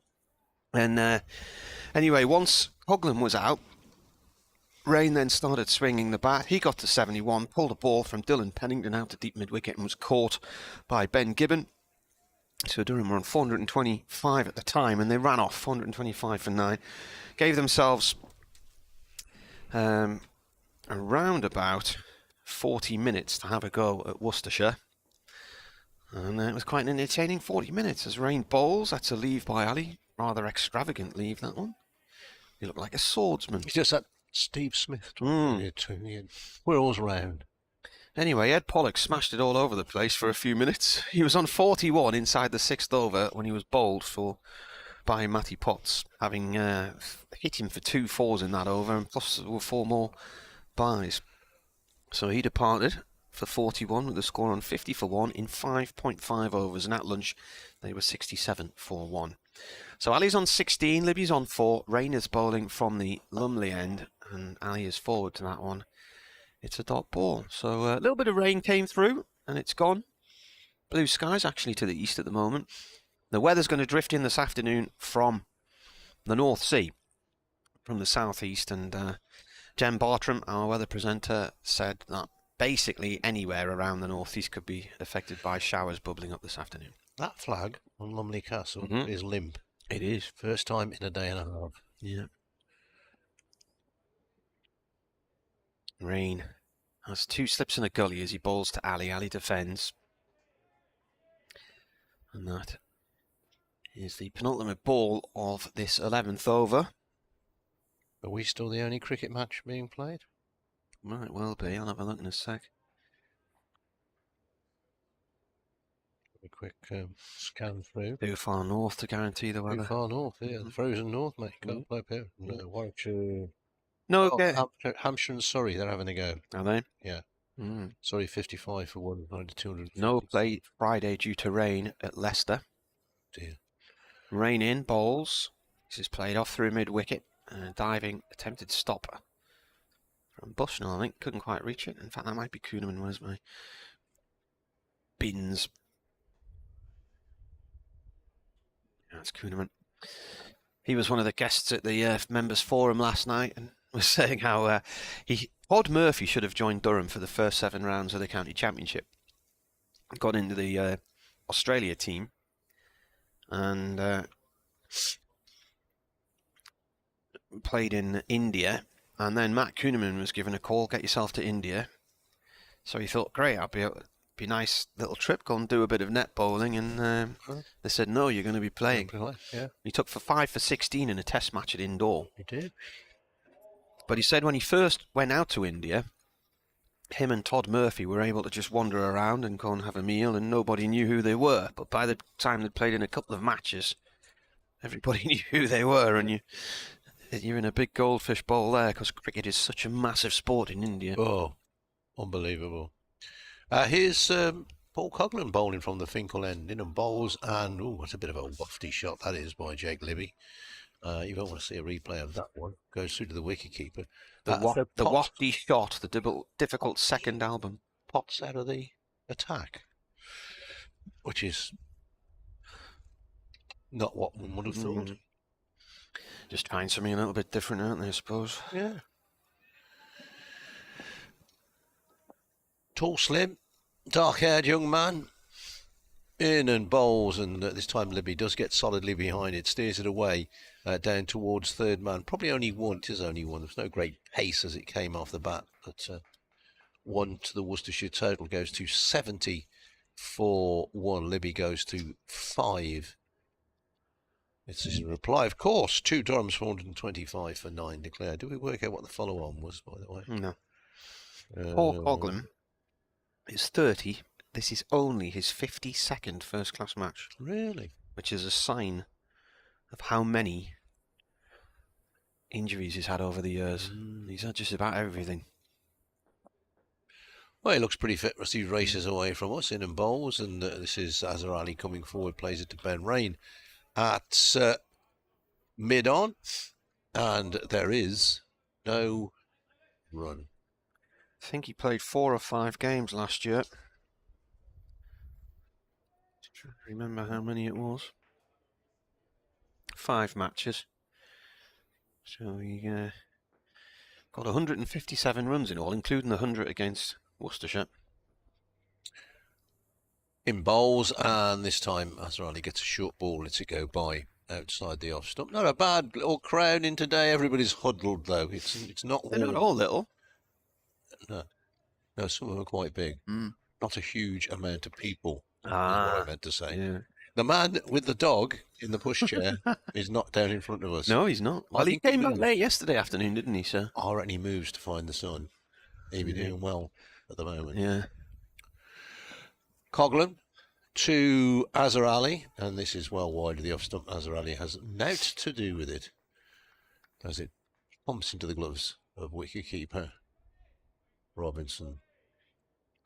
Yeah, the grandstand away to our left, there's a fair few in there, and I suspect there'll be a lot of people sat behind the glass as well.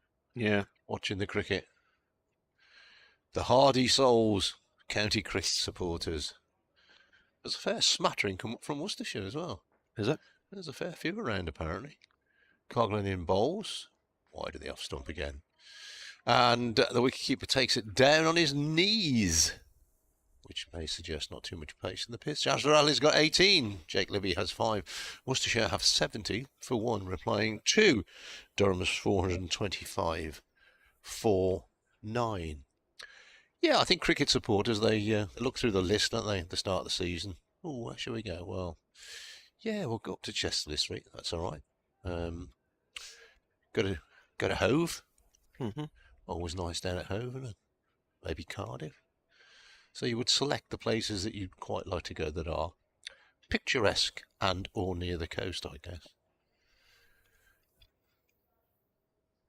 Rain bowls. That's gone through to the keeper. It's the Grand National tomorrow, is it? Do you know, I did not know that. I didn't have a clue. Until I heard somebody talking about this morning on BBC Hereford and Worcester before I did my little bit. I can't remember the last time I put a bet on. Well, I only went once. And I'm back the winner of the Grand National by some strange fortune. Great day out. I mean, it's one of those things that you want to go to, and we were there in the mid-90s. Yeah, good day out. Rain comes in and bowls. This is pushed off to the covers. My mate Guy worked for a property development company down in the Manchester area, so they used to do a lot of corporate hospitality at varying race events, at Chester races and the Grand National meeting and that kind of thing. So nice, good day out. Yeah, we were there. That would have been about 95, 96, something like that. This is played by Libby to mid-wicket. It turned out well for us because I think Sunderland played Tranmere away on the Friday night, and then we went to the Grand National on the Saturday. All right. And it was around about the time, just trying to work out my years. When would it have been? Can't remember, you know. Bobby Joe won the race. In comes Rain and bowls. Oh, Not great. Whacked by Libby there outside the off stump. He's played a couple of those in the last 2 overs, so he wouldn't be very pleased if he sees the video of those. The girl I was going out with at the time, all right, she said to me one day, she said, I'm going to be in a documentary series on the TV. And I said, all right, what's this then? And she said, they're going to make a documentary about Sunderland being in the Premier League.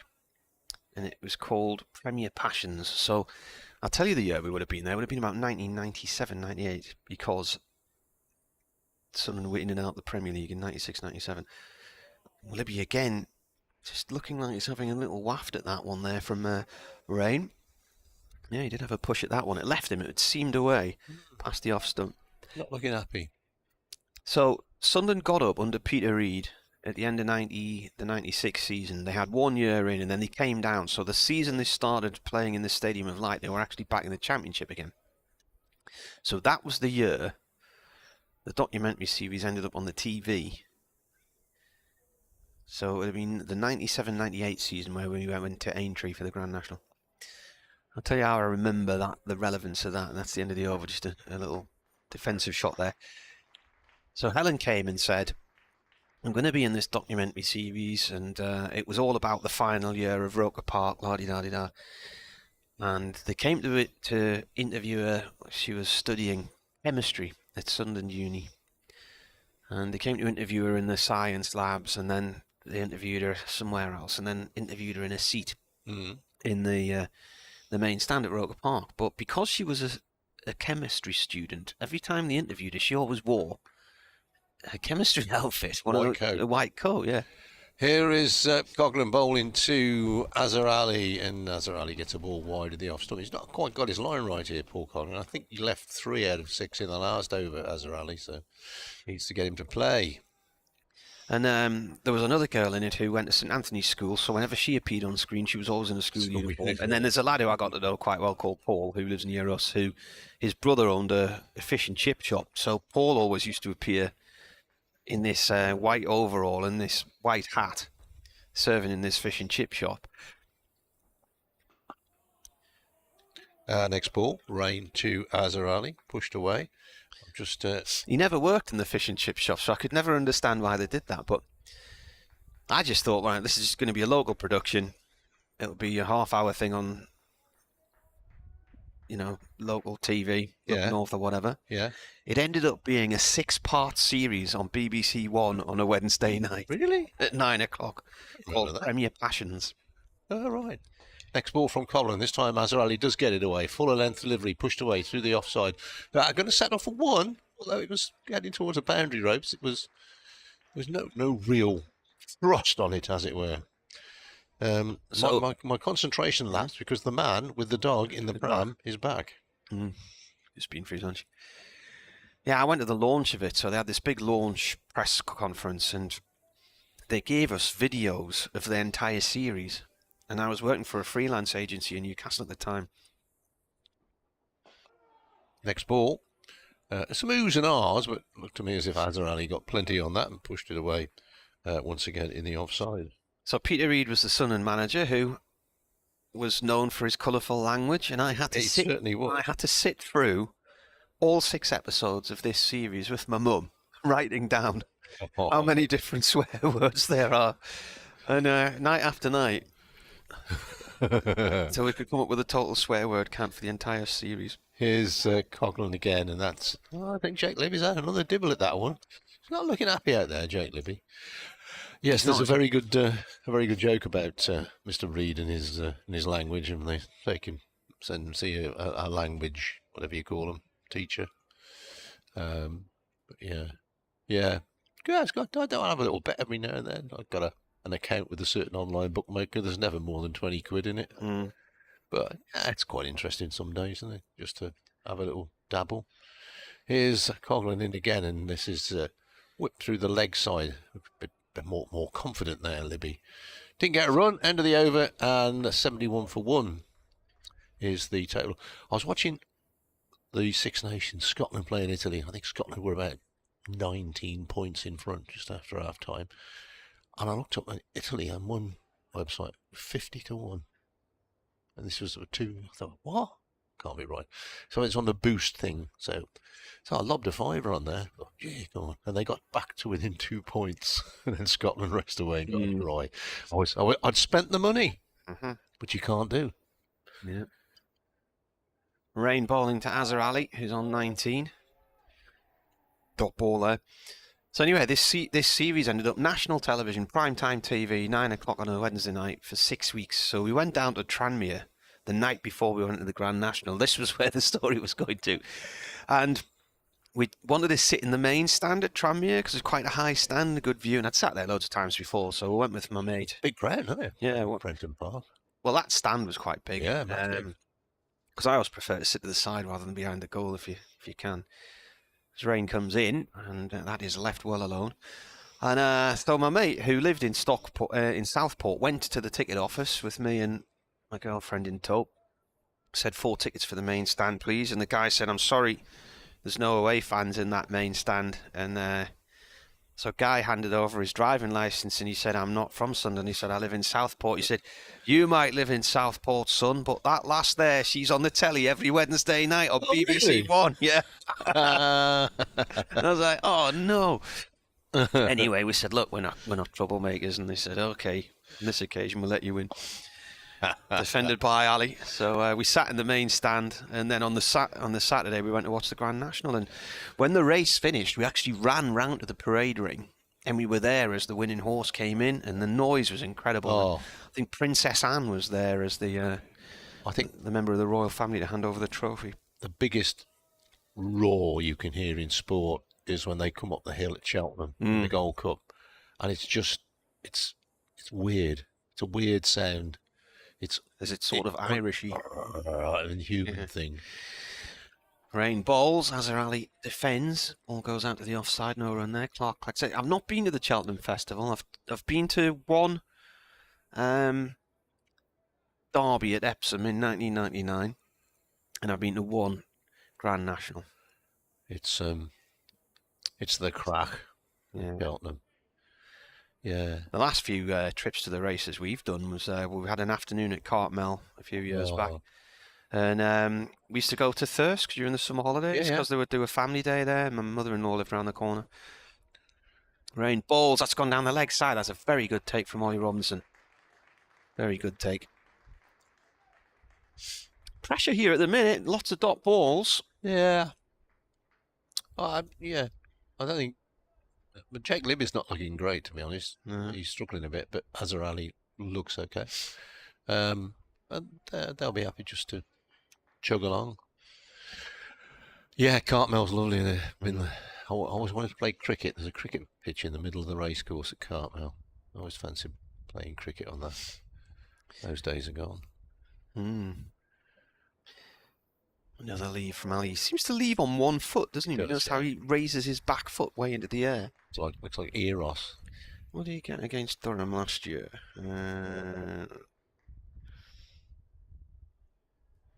92 against Durham. End of the over. A maiden over. Well, Ben Raines bowled 8 overs, 3 maidens, no wicket for 33, and I think he went for 28 off his first 3 because he got pummeled by Pollock. Here's Coghlan from the Finkel end, which is where we are situated. Our commentary position is, well, Ben Raine is at mid-on, and he's just about between me and the batsman, which gives you some indication that we're not right in line at the moment. Coghlan bowls 3 slips and a gully crouch. Libby's solidly behind this one. You were stadium announcing last year when Stokes hit all those sixes, weren't you? Yeah. And the final day of that game, everybody would probably just forget this. It just turned into a really dull draw because Durham only got 1 wicket on the final day, and that was Azhar Ali just before tea out for 92. But he put on 195 for the 3rd wicket with Jack Haynes.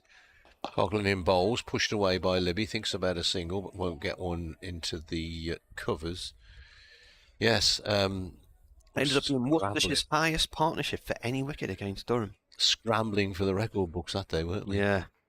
It was funny because somebody texted me during Stokes' swashbuckling innings and said, "What's the record for the most sixes in an innings by a Durham player?" Well, it was the most sixes by anybody in the end. Yeah. So it's 17.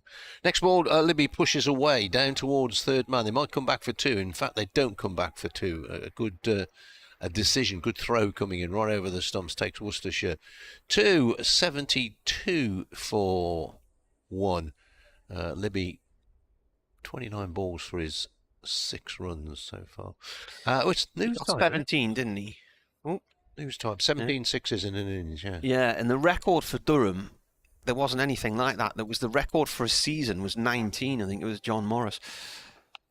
This is defended by Ali. So I think, because Stokes played in 2 or 3 games last year, and I think he ended up on 19 sixes for the season, but 17 of them were in the 1 innings. And he scored 5 sixes and a 4. 5 sixes in a row, and then a 4 off Josh Baker. Hit 34. And then send him a text that night, hoping he was okay. Quite a chastening experience for the young bowler, as Coglan bowls here to Ali. This has turned through mid-wicket to Rain, just wide of mid-on for 1. So Stokes on that occasion, on the second morning, 17 sixes, 34 in that over, as I mentioned. He used 4 bats in the process. Each one of those bats was at the time retailing for £699. That's a good leave there from Libby. Just gone past the off stump. He also hit 8 fours as well. 88 ball innings of 161. His 64 ball century, the fastest for the club. And he was playing in only his 3rd county championship match since a defeat by Gloucestershire in Cheltenham in 2018. It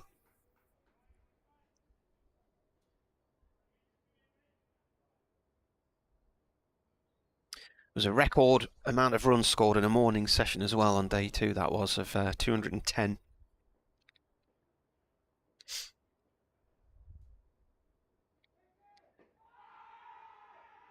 That looks a little bit high to me. There's an appeal from Rain. That was going upwards and hit the thigh pad on its way up, but quite high up. It looked probably like it was drifting down the leg side as well. Hassan Adnan, the umpire, wasn't interested.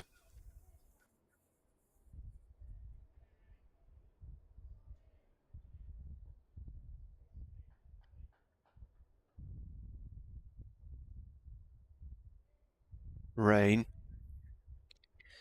comes in, bowls. Ali steps a couple of steps down the track and then leaves that one.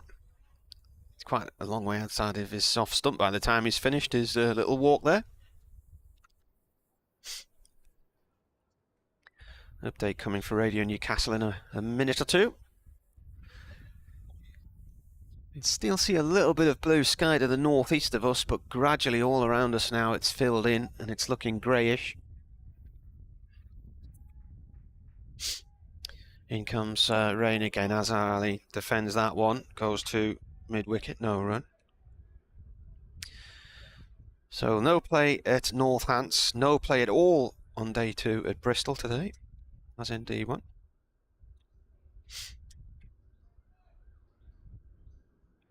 I think we're probably the only game that's actually still ongoing at the moment around the country, because everywhere else it appears to be raining. It is filling in a little bit here though, and some rain is forecast this afternoon, but as things stand, Worcestershire 73 for 1 in their first innings. That was after Durham declared 425 for 9 this morning. That saw Ben Rain making 71, Paul Coglan 42 in a partnership for the 8th wicket of 101, and then Ed Pollock smashed it around. He was on 41 before he was bowled just before lunch by Matty Potts. Out there at the minute, Azhar Ali has 20, Jake Libby has 6. There's commentary on the BBC website and the sports app. I think going back to that Ben Stokes innings, and he did 5 sixes off the first 5 balls, and I think most people in the ground wanted him to hit the 6th ball, the 6th, because they'd never seen it. And I spoke to a Worcestershire player who was on the field at the time, and he said, yeah, he quite wanted it to go for 6, and it almost did as well. I knew there'd been more than just Garfield Sober's 6 sixes, because I remember Stuart Broad got smashed for 6 sixes in a T20 World Cup in something like 2008 or something like that. Somebody somebody in India do it. They did. Rain bowls, and this has gone down the leg side, off the thigh pad, and he's appealing for LBW, but he doesn't look absolutely convinced. A leg bye is signalled.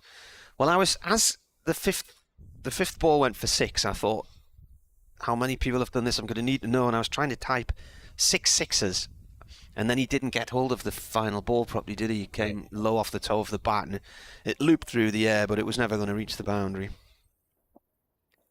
I'll remember who it was. Jordan Clark did it for Lancashire Seconds against Yorkshire Seconds at Scarborough a few years back. In comes Rain. So that's Graham Clark's brother. Ravi Shastri did it. Ravi Shastri. Garfield Sabres, Ravi Shastri. And these are a bit, I mean, I saw Ross Whiteley at 6 sixes in over, but it was in a 50-over game at Headingley off a young spinner. I can't remember his name. But wasn't that something like an 8 or 9 ball over because of wides or no balls or something? Yeah. But I mean, the 6 legal balls, he hit for 6. Durham made 425 for 9. Worcestershire in reply 74 for 1 at the moment. Cochrane continuing under ever-darkening skies, I would say. Yeah. Ground staff has sat watching, but not hovering. They're on the tractor. Azarali turns this one to mid-wicket, and Graham Clark comes in enthusiastically. Grim in Bristol. Grim in Bristol. Yeah, that's all I've got to say. Stumps no play Friday in Leicester. Stumps no play Friday due to a wet outfield in Gloucestershire and Bristol, but they didn't have any play yesterday. Match start delayed. Northampton, they're inspecting at 2:30. Coghlan to Azhar Ali, and this he turns through mid-wicket. Might get a couple. It's rolling away from Ben Rain down the slope. Rain slides and leaves a muddy patch on his backside for his efforts. 2 more to the Worcestershire total. Azhar Ali goes to 22. Now raining in Chelmsford, too far south to guarantee the weather. Yeah. Raining in Nottingham and raining in Birmingham. They have got on at the Oval, though. Azhar Ali awaits the next ball from Coghlan. Forward defensively, pushes away on the offside. So Hampshire 254 all out, and Surrey now 76 for 1. A few years ago. That's it. There's us and them. That's a magazine, which might have been the Cricketer. Somebody did a survey, it's going back a bit, over the amount of play that had been lost on each main county ground for the 10 previous years. And you would think, as Coghlan is in and bowls, and Azhar Ali cuts, nice shot, but well fielded there at backward point. It just went behind the post. So that good stop would have 4 all the way, but nice stop. I would go for Northampton Leicester as the most. Canterbury. Canterbury lost the most days. This is going back a bit. They've lost the most days to cricket at that time in the 10 previous years. Right. But you'd have thought Old Trafford or something like that, wouldn't you? Here's Coghlan in bowls. Azhar Ali plays this to mid-on Rainfield. I mean, that might have changed over the years now that grounds are much better drainage on them. Interestingly, in all the years I've gone up and down the motorway to cover T20 games at Old Trafford, I can't remember losing a single match in the T20 until last year when they played in Blackpool. And I think had they played at Manchester that night instead of Blackpool, they probably would have got the game done. Here's Coghlan in again, and once again, Azhar Ali very solidly in behind this place to Rain at mid-on. No run, 76 for 1 Worcestershire at the end of the over. Azhar Ali 22, Libby has 6. Yeah, we lost a whole game there last year. Where at? Old Trafford. Old Trafford. Not a ball was bowled. Well, Durham lost an entire game at the Oval a few years ago. That might have been the 2012 season. Ben Rain's gone off. Who's come on? Who's subbing? He's just going to mid-on. What's he got on? Number 6 on his back. Potts. It's Brandon Glover. Potts is going to bowl from the far end from us, from the Lumley end. Yeah, Durham have lost 2 entire games here. They were 10 years apart, Hampshire and then Notts. So the Notts one was 2007, Hampshire was 97. 4-day games. Yeah, and then they lost an entire game at the Oval. I think it was 2012. Here's Potts in, bowls to Libby. Libby mistimes that one and goes for a little walk. And they lost an entire game about 3 or 4 years ago at Northants.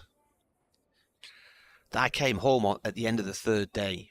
In fact, it was the morning of the third day, because the weather forecast for the first 3 days had been a bit iffy, but they just relayed the outfield at Northampton, and it wasn't draining very well. Got there the first morning, the umpires walked straight off, said, not going to play here today, and off they went, got in their cars and drove away. Turned by Libby past square leg. You'll get 2 here. This ball fielded by Coughlin up towards the pavilion. The next day, on the Friday, never even got to the ground. John Lewis, the coach, rang me up and said, don't bother coming, already off. And on the Saturday, I basically drove to the ground to collect my kit. In fact, let's think about it. The match must have started on a Friday, so no play Friday, no play Saturday. Sunday, I drove to the ground to collect my kit. That was it. As Potts comes in and bowls, and that's defended. So the entire game, I never saw the Northamptonshire commentator. Didn't bother. Because he lived up in Derby, near Derby.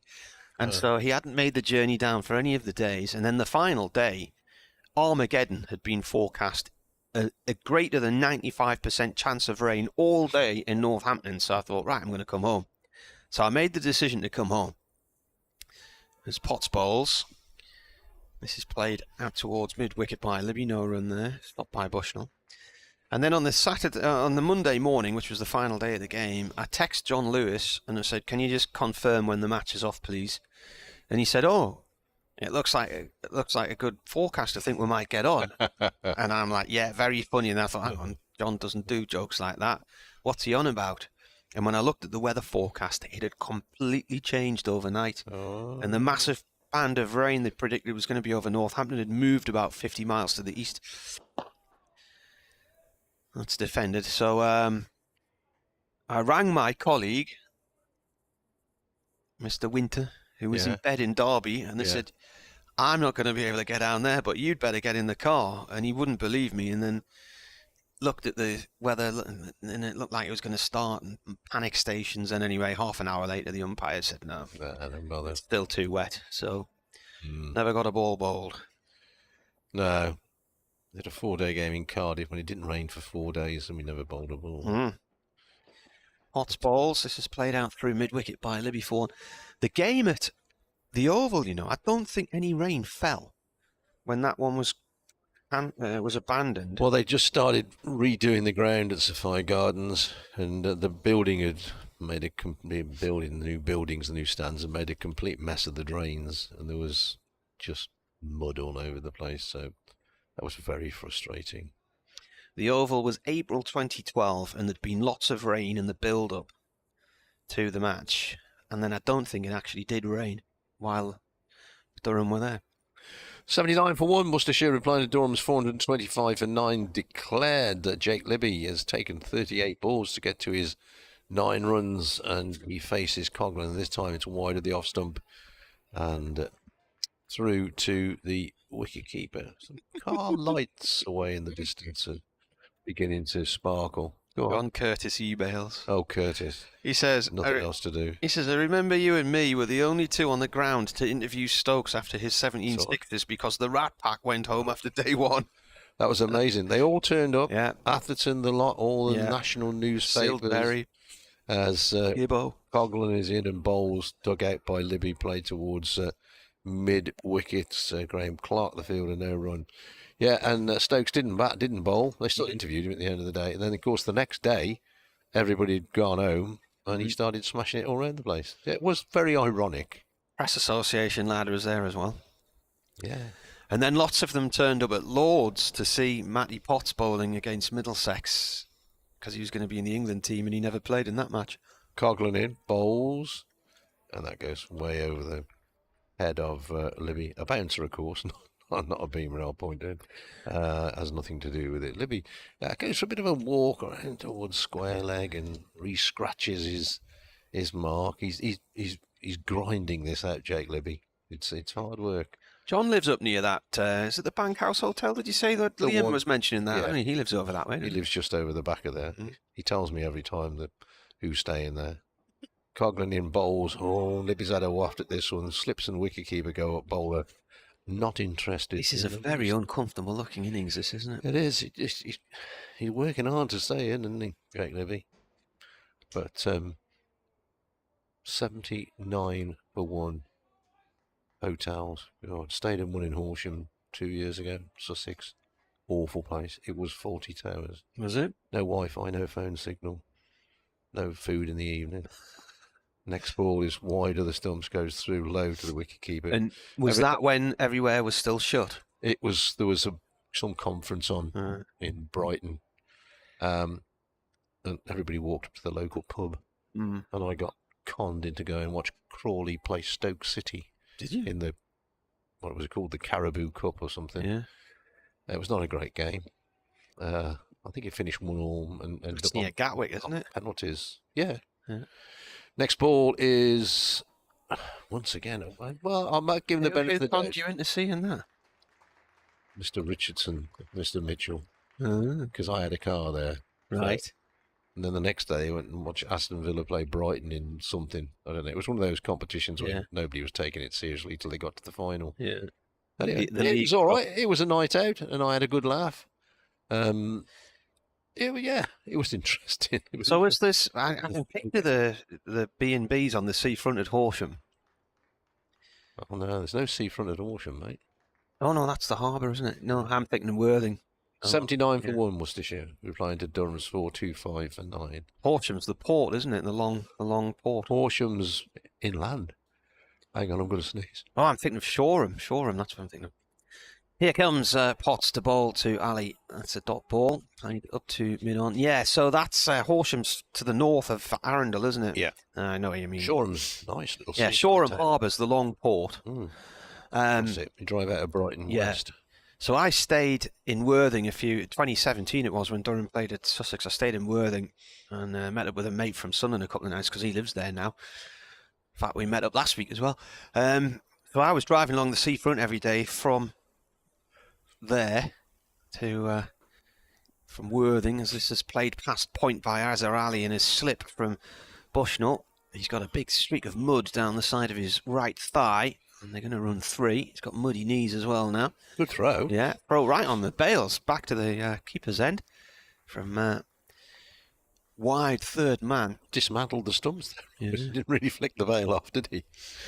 He's very politely putting them back in for the umpire.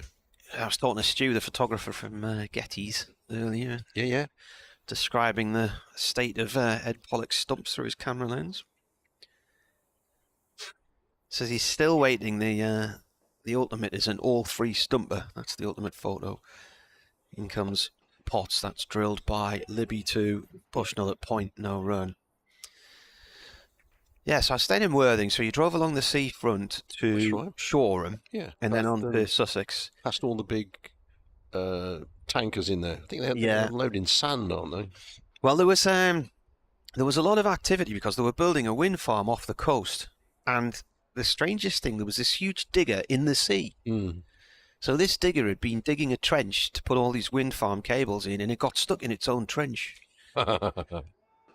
This is defended of Potts, and it just was abandoned to the sea. I don't know how they got it out eventually, but it was about 2 million quid's worth of digger, and it sat there for months. But there were all these old B&Bs just along the seafront between Worthing and Shoreham. Very traditional. Yeah. Yeah. My aunt's got a beach hut in Shoreham. I bet it's worth about £1 million. Well, I think it's worth about 60 grand. Yeah. Potts balls. This is left alone by Libby. The Art Deco cinema there is quite well known, and there was a film in the 80s called Wish You Were Here, and it was about the life of Cynthia Payne. Oh, yeah. When she was in her teens and early 20s, and that was set in Miss Whitworth, was she called? She was, wasn't she? Yeah. Not that I know much about Was that because she had an insurance company involved in car accident claims? Yeah. In comes the bowler. That stays low past the off stump and through to the keeper. End of the over, 82 for 1. Cynthia Payne, famous for 15 minutes. She passed away last year. She did. She died in the last year or two, didn't she? Because in the... I can't remember what the film was called about her adult life, but didn't Julie Walters play her in the film? Oh, quite possible. 82 for 1 here. Worcestershire replying to Durham's 425 for 9. We have had 15 runs since lunch. I make it in 11 overs. 67 for 1 at lunch off 10. And after the... it was called Personal Services, 1987. After the madness of Ed Pollock, it's all gone a bit quiet. Coughlin is in bowls. Strange light. Yeah, we've got a big black cloud just come right on top of us in the last few moments, and I wouldn't be surprised if the umpires call for the lights to come on here. Yeah. That ball by Coughlin, pushed by Azhar Ali back down the pitch. Julie Walters was in it. Julie Walters. Yeah. It's a good film, that, actually. Quite funny. Off goes Coughlin and bowls, and Azhar Ali does his Eros impression, lifts his bat and his back foot at the same time. A very balletic pose. John says he lives in the first house next to the bank house, overlooking the golf course, 3 doors from Kevin Sharp. I know. I think Sharp has been trying to leave every time, ever since John walked in. Yeah. John just moved in and lowered the price of the area. Right, yeah. Sharp tells me he hides under the table when he sees him coming. We're not in. We're not here. Here's Coughlin's next delivery, and once again gets it past the outside edge. It's Azhar Ali this time. Yeah. He's looked quite solid. But, he played at that one, didn't he? He certainly did. Just outside the line of off stump, nearly tickled at the keeper. Sharp is doing a lot of walking these days since he semi-retired. They were going to do the coast to coast. Was it Robin Hood's Bay to Wall's End? Is it? Anyway, no, because that's the same the North way. Coast. Yeah. Anyway. He was going to do it, so is Coughlin in bowls. Azhar Ali digs this one out, back down the pitch. Coughlin on his follow through. The coast to coast either goes from somewhere like St Abb's Head, I think that's it, in Cumbria, across to Robin Hood's Bay, yeah, or Walney Island across there. There is the coast to coast bike ride, which lots of people do, which finishes in Sunderland, round the corner to us. Then there's the Hadrian's Wall. Yeah. But anyway, his chum wasn't very well, so he decided not to do it. Here is Coughlin in again and bowls, and Azhar Ali gets this one away through mid-wicket. They're going to pick up maybe a couple. Clark is on the chase, and they do get 2. So Azhar Ali moves to 25, 82 for 1. I bet the scoreboard. I did. Azhar Ali has 27, and Worcestershire have 84 for 1, replying to Durham's 425 for 9 declared. What time is it? Might be St Bees in Cumbria where it starts. Wherever it starts and finishes, I am not going to do that. No. Here's the next ball, which it goes. I think he got the bat out of the way of that one just at the last millisecond. The light needs to change here. The umpires are going to have a word now about the light, aren't they? They're having a look around. They're looking above us, so that's where the weather's coming from. So. Looks a bit manky just to the east of us. That's where it's all floating in from.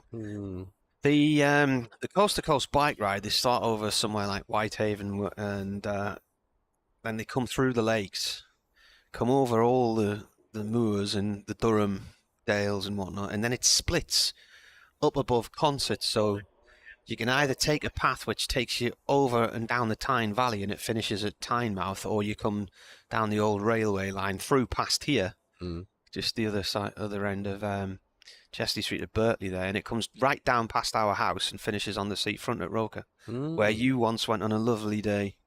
When you kept on to me, you need to go to Roker, the lighthouse and everything else. Couldn't see the lighthouse. No, but you did choose the day when there was a sea threatening. Well, I don't know what it was, but it was a horrible day. My good lady wife has never forgot that. She just doesn't let it go, does she? Here is a change of bowling. Yeah, this is Bushnell. Bowling, right arm over. He's got a couple of wickets so far in first-class cricket. Took one last week, got one on his debut against Worcestershire last year as well. I just noticed that umpire Adnam has got gloves on.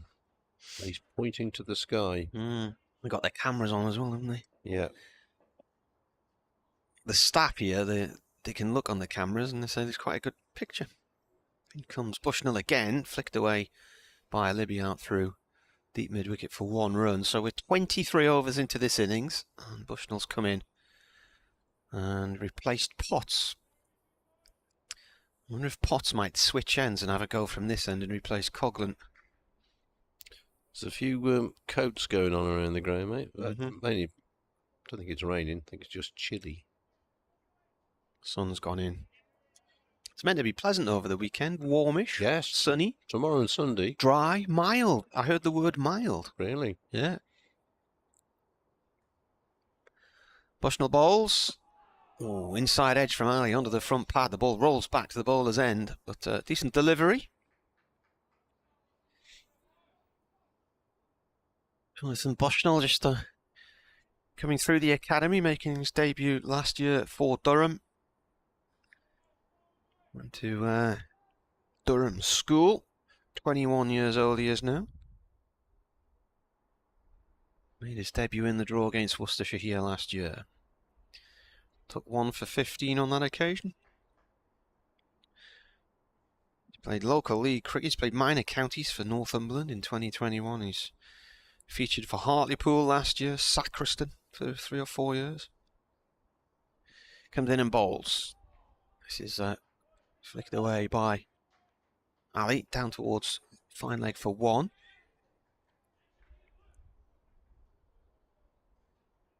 Wind's just picking up again now, Dave. Yeah. Umpire's looking a bit twitchy. Twitchy umps. It's like hovering ground staff, twitchy umpires. Never a good thing. I might annoy Kevin Hand and take another photograph and call it a Death Star cloud and see if he reacts to that. Whoa. 4. Thick edge round the slip cordon from the bottom corner of Libby's bat, and there were 3 in the slip cordon, but it skirted round them along the floor. Now, it doesn't look how good over where your thingy's mum used to live, or whoever it was. Over the rooftops, does it? Bill's mum. Bill's mum's. Bill's mother. Before she moved. Yeah. Yeah. Bit black over Bill's mother's. Yeah. Last ball of the over, 90 for 1 here on the BBC. Bushnell bowls. Libby turns this out to mid-wicket. He's got acres of room, so he goes for a single. And that is the end of the over. He moves on to 15 and he'll keep strike. Azhar Ali at the other end on 28. These two coming together just before lunch. 50 for 1 the score, so they've added the 41 since then. The flag on the far flagpole at the northern end of the pavilion, the one cord, is hanging on by one cord and is fluttering away quite eagerly now. Hanging on with a thread. St George's flag on the roof of Lumley Castle, pointing towards Hexham, I would say. Potts is going to bowl. So the wind's coming in from the southeast, the weather's coming in from the southeast. So he has switched ends. Potts in bowls, and this is pushed by Libby to mid-wicket. Clark comes in to field. Which recent Worcestershire cricketer was born in Hexham? There you go. He's not playing anymore. I came through on my journey back into Durham from my dinner appointment last night through a village called Daisy Hill. Right. Now, I don't think it's the same Daisy Hill that I'm thinking of as Potts leaps in and bowls. But some years ago, well, a lot of years ago, the Indian cricket team had a big problem. Most of their fast bowlers were unfit. Right. And they called in a bloke who played for Daisy Hill. But I think that was in Lancashire, Bolton area. He was the league pro. They weren't very good, but they called him into the test team. I'm not aware of a cricket club in a place called Daisy Hill around here. No, that's probably a different Daisy Hill. Here's Potts, races in and bowls, and it's played off the back foot, a back foot drive by Libby into the cover area. Lights are coming on. Bolton is your Daisy Hill? Ah, it is, okay. An area of Bolton called West Houghton, which I'm sure Dave Fletcher from Radio Derby knows well, because he lives up there. I can't even remember the guy's name. But he was called in to play for India, and he was very much medium pace. Anybody knows? Let us know. 91 for 1 Worcestershire, and this time driven more solidly by Libby, but straight to Borthwick, who is at a wide-ish mid-off, I would say. Lights on There the was, scoreboard, looking bright now. There was a story of a cricketer who played for Whitburn in the 60s. Might have been Lance Gibbs, I'm trying to remember, but he rang home one night. He was an overseas player. He rang home one night to chat to his family, and they got a cross line.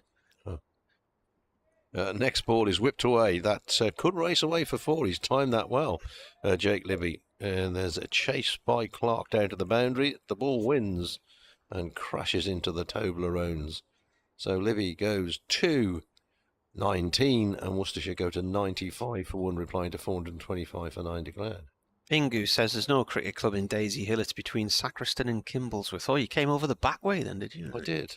Well, I was going into Durham from wherever I'd been. Mikey Mike says heavy rain now at Silksworth. Well, that would have missed us because that's just to the east of us. Potts in, bowls. Libby off the back foot pushes 2 backward point. Bushnell, I think, is the fielder there. He was earlier anyway. That's no run. So at the end of the over, Worcestershire are 95 for 1. Durham made 425 for 9 declared. Oh, I've got to do a thing here. Yeah, it's time to annoy Kevin Hand as well.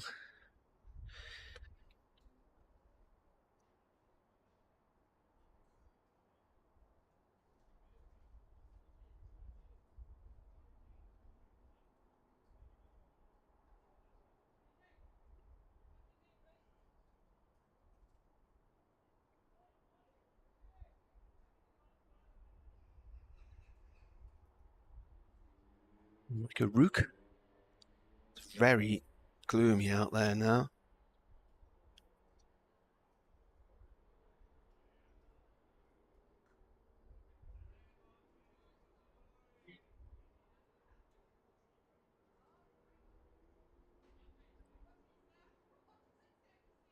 Bushnell is going to continue from the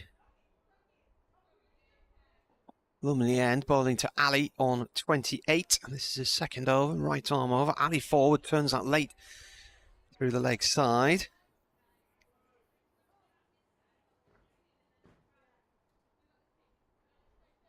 And run.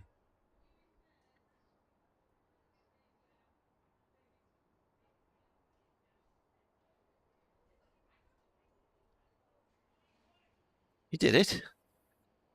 He must have just got there in time, did he? Eh? With a millisecond. Well done. They're the best.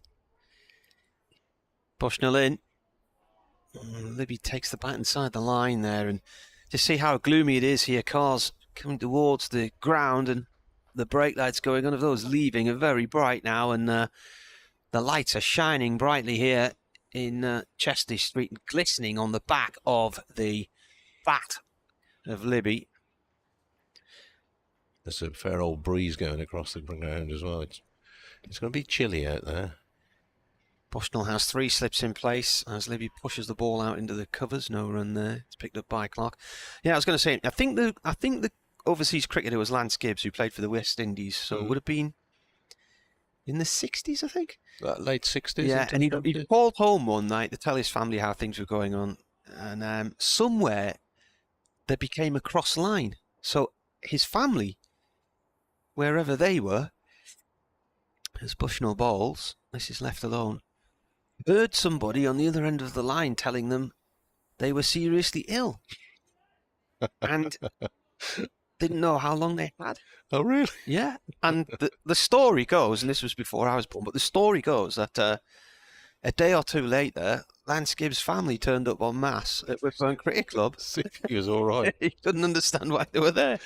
So nobody knows who the other people on the other call were, or who they were. Dot ball here as Bushnell bowls to Libby. You tell what, the old boy down in front of us, the man with the dog in the pram, he looks after that dog. He's got him, it's a bit chilly, so he's got him covered up. Oh, he's putting his lead on there. Maybe he's had enough for the day.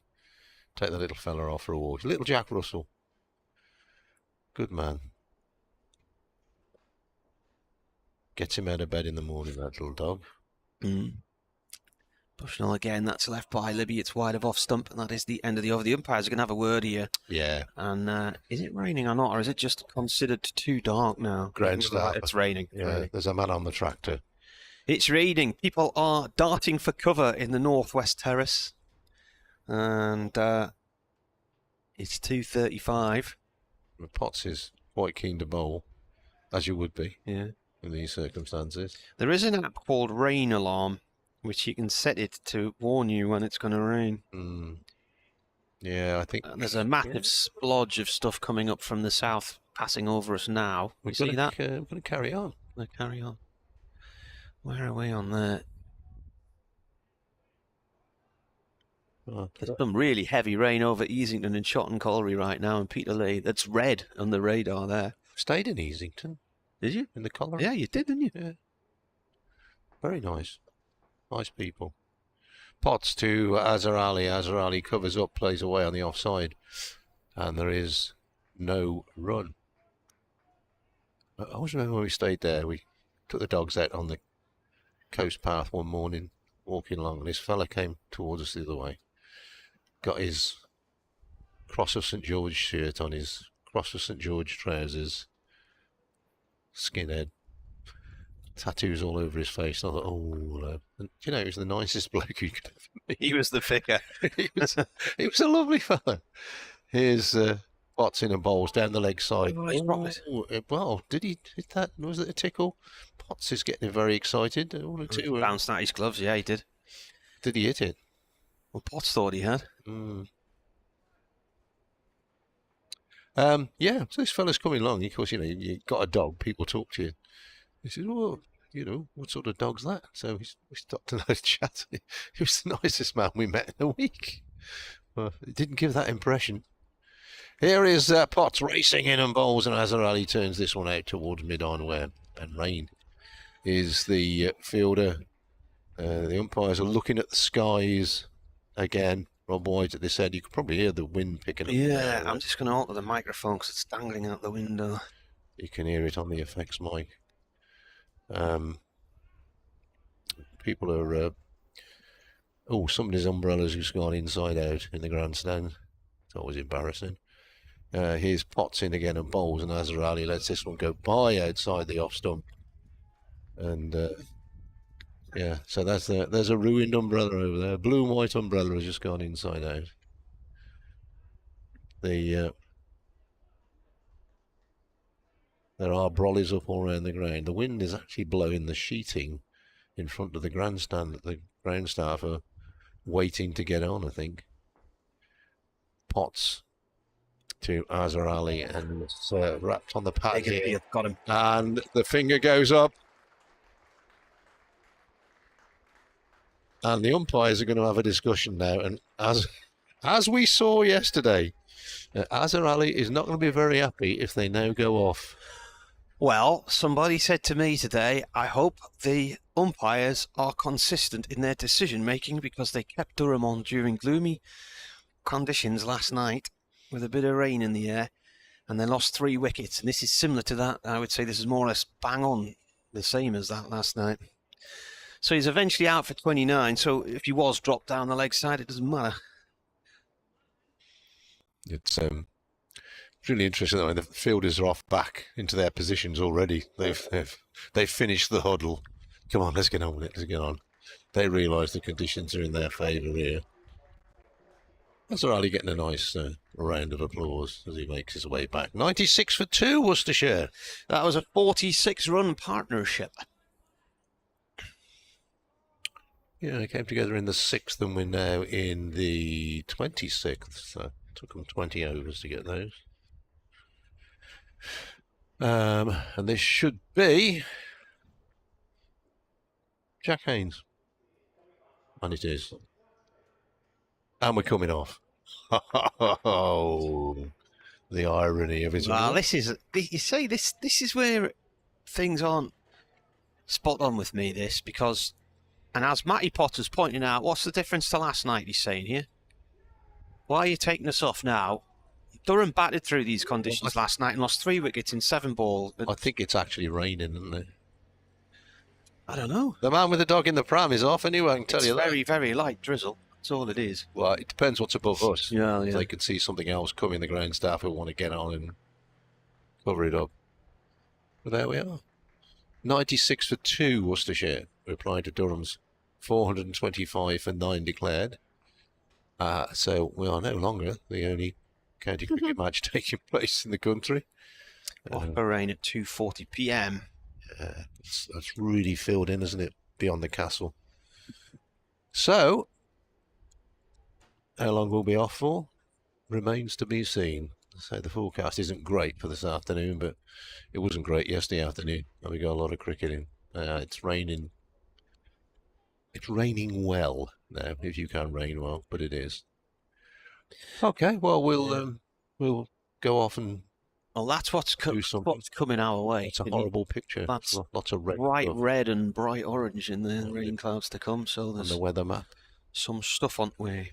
And of course, if as and when we do get some more cricket, you can listen to it and indeed watch it on the live stream. But I suggest for now we go and put the kettle on. Oh, good plan.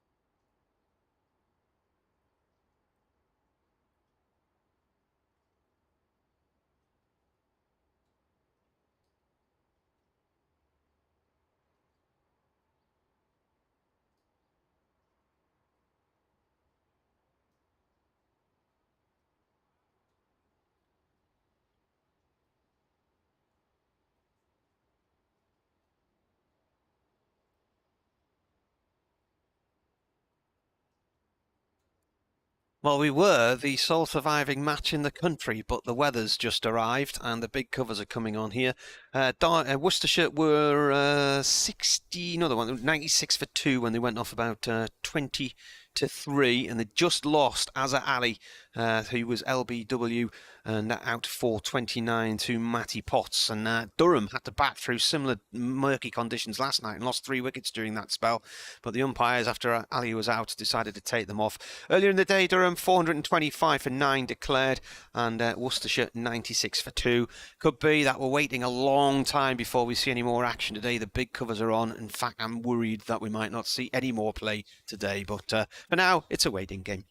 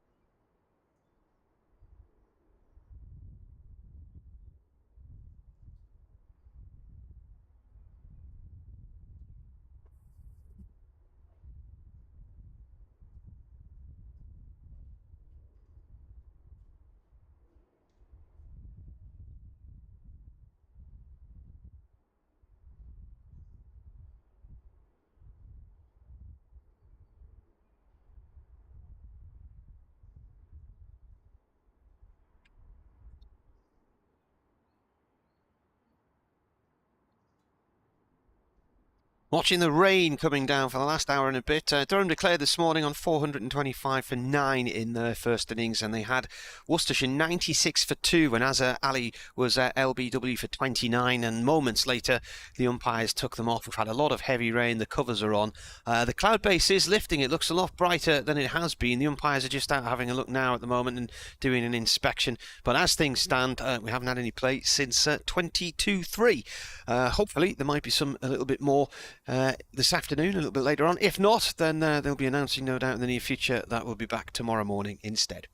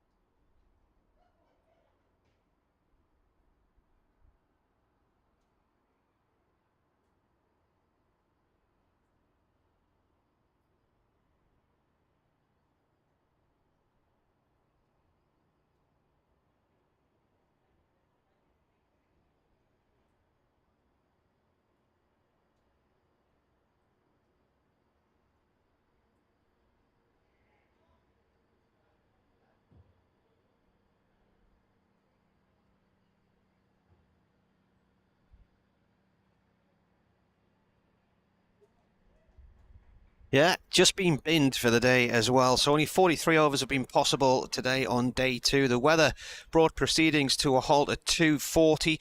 By that point, Durham had resumed their first innings on 363 for 7 and then declared on 425 for 9. That followed an 8th wicket stand of 101 from Ben Rain, who made 71, and Paul Coghlan, who scored 42. By the time rain interrupted proceedings, Worcestershire were 96 for 2, having lost Egg Pollock for a quick-fire 41 and Azhar Ali for 29. They'll be back tomorrow morning at 11 and the weather looks decent for the rest of the weekend.